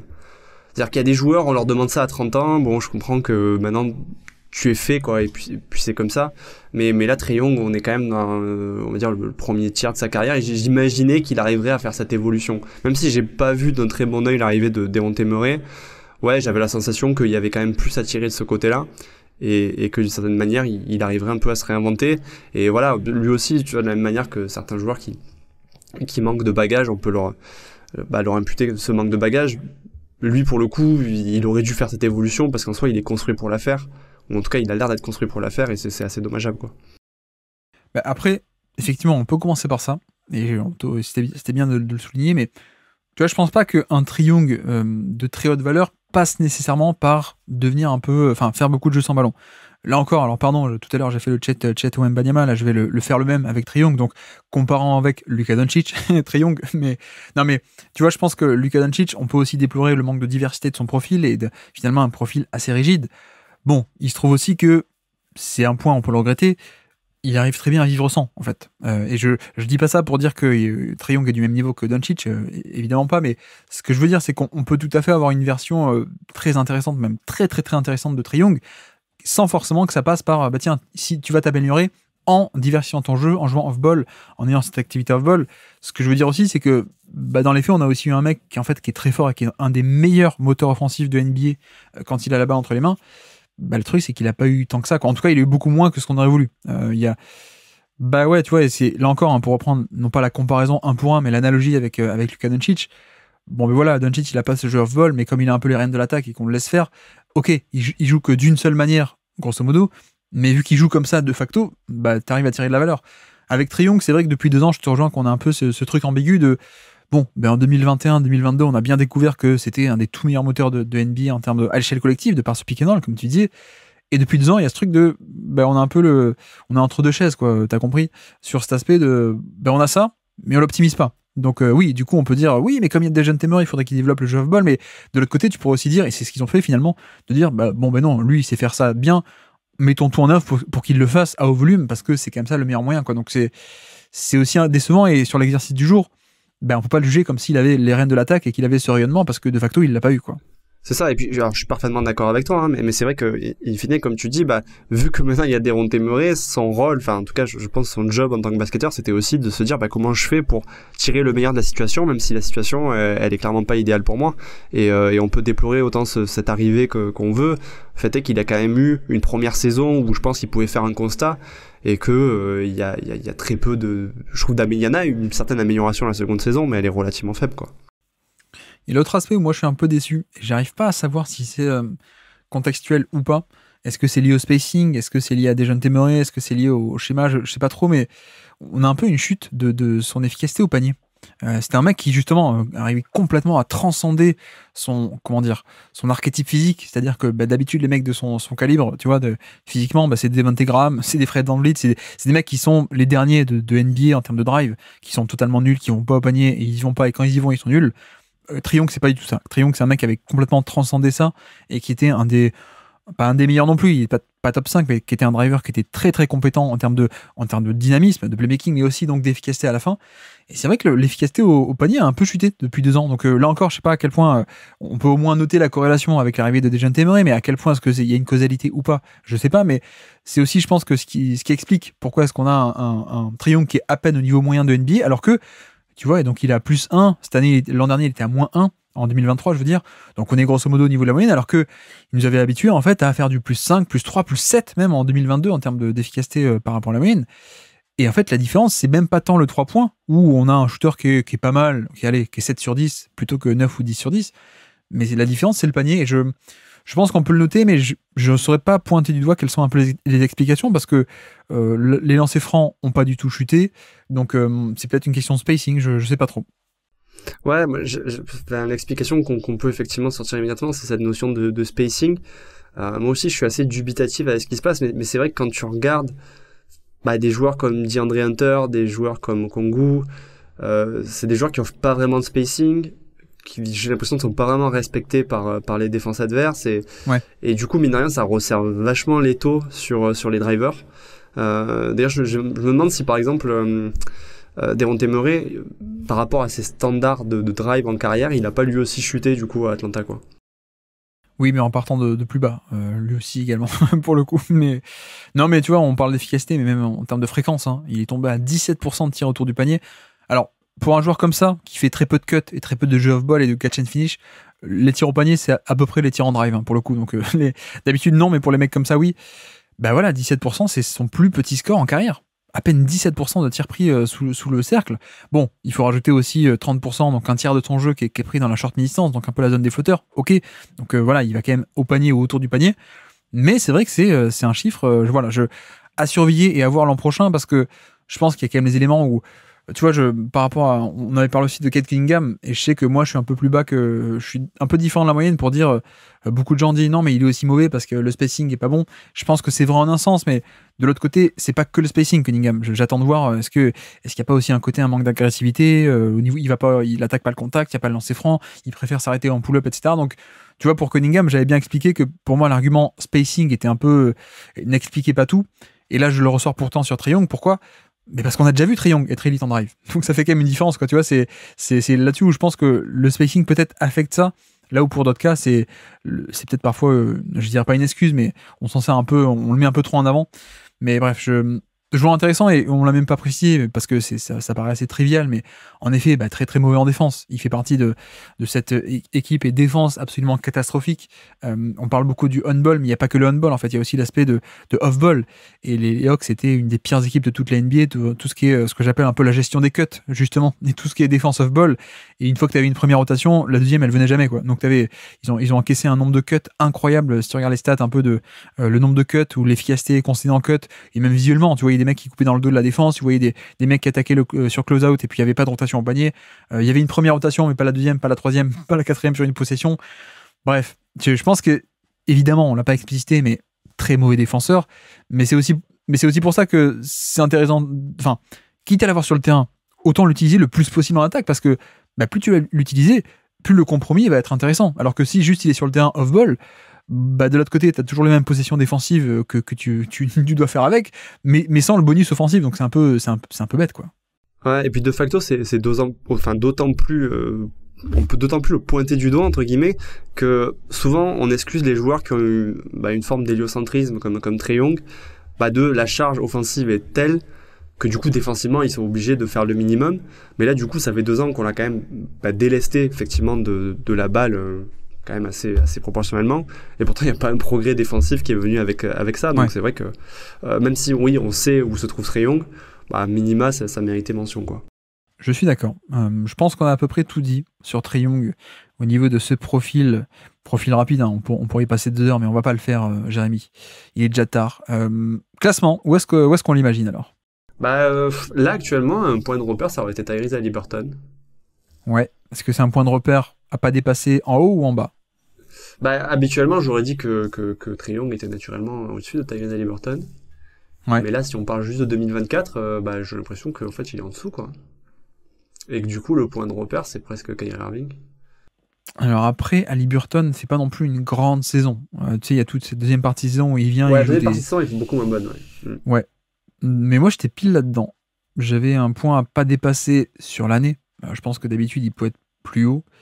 Tu vois, tu prends le Trae Young 2022, pour moi, il est largement au-dessus. Mais Mitchell, je suis pas sûr que Trae Young dépasse un peu Mitchell cette année. Je pense pas. Et le point bas, c'était, je me demandais, ouais, Haliburton, voire Irving. On est un peu dans cette fourchette-là. Donc, je le dis, on a 14 Haliburton, 15 Anthony Edwards, 16 Damien Lillard, qui lui aussi, très mauvaise année, c'est pour ça qu'il est là, sinon il devrait être 10 places plus haut. Et donc, Haliburton, 17. On peut le mettre par là. Et tu vois, sur une bonne saison, pour moi, il est nettement au-dessus d'Anthony Edwards, par exemple. Ah oui. On est d'accord. Mais est-ce que cette année, il l'est? Non, cette année, du coup, il l'est pas. Donc, c'est vrai que je le verrais bien. Je le verrais bien dans cette zone à Haliburton, Irving, quoi.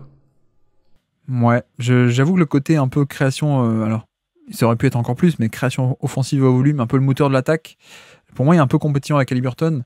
J'ai presque envie de le mettre au-dessus sur le côté, on va donner un bémol, on peut donner un bémol par rapport à la deuxième partie d'année, pas fameuse d'Haliburton. En même temps, à quel point est-ce que les playoffs ne rattrapent pas aussi ça? Ça fait aussi partie de l'année, hein, pour le coup, les playoffs. Je sais pas. Devant Gobert alors? Entre Haliburton et Gobert, ça te va un truc comme ça? Ouais, ça me paraît bien. Ouais.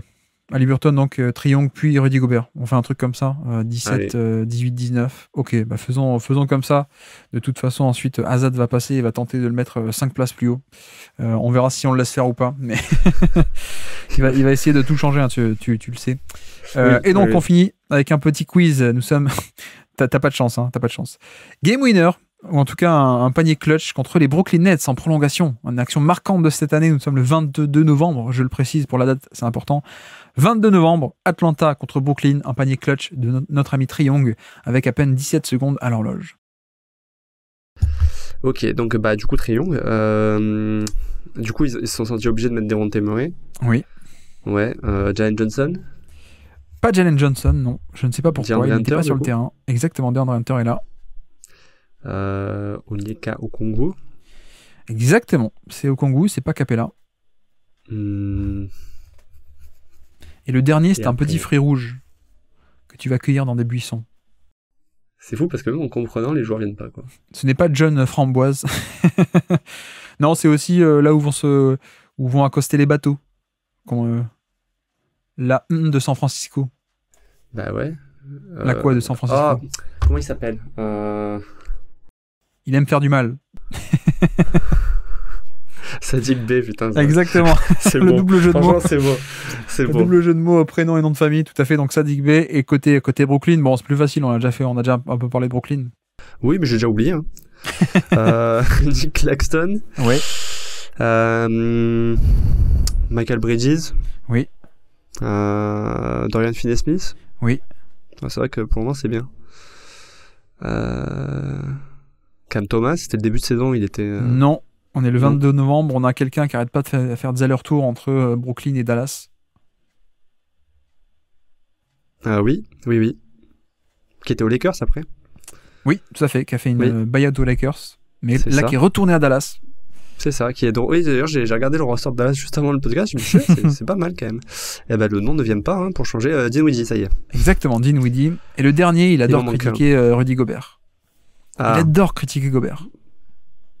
Du coup, Cameron Johnson. Non. Non, mais je comprends pas pourquoi Draymond Green est là. Non, c'est pas Draymond Green. Non, qui sait qui arrête pas de dire que Gobert est nul. C'est joueur en fait, je me rends compte, parce que j'ai Derek Lively qui vient. Ouais. Un retraité. C'est qui le retraité qui arrête pas de critiquer Gobert? Un mec jaloux. Un mec très jaloux. Ouais, mais du coup... Non, mais c'est un jeu de mots, il a même nom de famille, je veux dire. Oui, je l'ai pas. C'est pas le Shaq, mais c'est un O'Neal. Ah oui, Royce O'Neal était là, ok. Royce O'Neal, tout à fait. Royce O'Neal, exactement. Ok, oui, c'est vrai. Et par la magie du montage, je pourrais couper tous ces blancs, toutes ces hésitations, et je collerai le Royce O'Neal juste après que j'ai dit. Ouais, franchement, là, fait du montage parce que vraiment, là, surtout la partie sur les Wizards, là, elle était vraiment terrible. Je vais couper tous mes indices. Je vais couper tous mes indices. Il y aura que tes réponses. Dès que je prononcerai un mot, je vais intercaler le. Hop, tu m'interromps et tu dis le mot. Waouh, il est trop fort, Jérémy. Il est trop fort, Jérémy, il trouve tout. Bref, donc voici pour la QV du jour. Magnifique QV du jour avec Jérémy, on s'est bien amusé. On a inséré Trae Young au niveau de la 18e place entre Tyrese Haliburton et Rudy Gobert. On a monté Chet Holmgren, on a aussi monté Wembanyama, mais on a mis Chet Holmgren à côté de Zion Williamson et Draymond Green autour de la 20e place. Donc deux rookies top 20, c'est pas mal. OG Anunoby aussi, on en a discuté, qui est autour de la 50e place au final. Nick Claxton un peu en dessous, autour de la 53-4 entre KCP et Michael Bridges. Et puis le dernier, c'est Immanuel Quickley qui a rejoint les rangs de Kobe White, Tyler Herro et Anfernee Simons autour de la 75e place de notre top 90. Il ne reste plus que 2 épisodes top 90. Le classement est bientôt à la fin. En tout cas, merci beaucoup Jérémy d'être revenu sur le Basket Lab et sur la Syllab malgré ces quiz un peu torture. J'avoue que là, je pense qu'après cette série de quiz, je vais peut-être pas revenir avant quelques mois. Le temps de m'en remettre. Merci à tous d'avoir suivi cet épisode. J'espère que ça vous aura plu. Et j'espère que vous ne serez pas non plus trop sévère dans vos commentaires YouTube et dans vos insultes par rapport à ce classement de Chet par rapport à Wemby. Non mais voilà, c'est vrai que c'est un peu pour moi le cas classique de...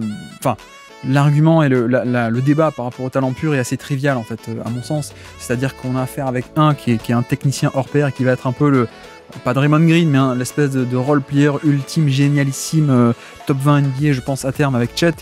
Bon, ok, mais ça reste un non-créateur.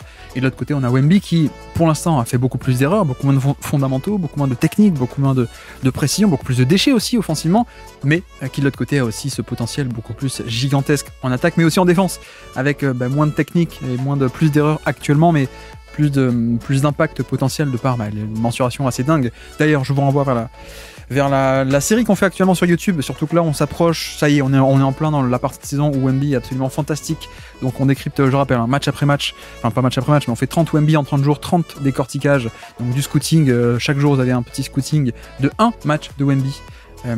En tout cas, un match intéressant. On a scouté contre des vrais adversaires. Donc là, je vous invite à aller voir parce qu'on est vraiment sur la série où la fin de saison, on est sur des gros matchs. Hein, pour le coup, la période où il commence un peu à exploser, à être la méga superstar. Donc si ça vous intéresse. Et voilà pour un peu ce débat Chet-Wemby. N'hésitez pas à dire ce que vous en pensez sur le Discord ou alors dans le commentaire YouTube ou sur Twitter aussi, hein, un peu partout. N'hésitez pas à les DM aussi. Hein, normalement, les DM sont ouverts. Donc pour me joindre sur Twitter, c'est assez simple. Et donc, la prochaine fois, l'avant-dernier numéro de la Syllab. La prochaine fois, nous allons parler de Jalen Brunson, Evan Mobley, Brook Lopez, Herb Jones et Deni Avdija. Et donc, sur ce, je vous remercie une nouvelle fois de nous d'avoir écouté jusqu'au bout. Un grand merci à Jérémy d'être passé sur le Basket Lab. Et moi, je vous dis à très bientôt. Ciao.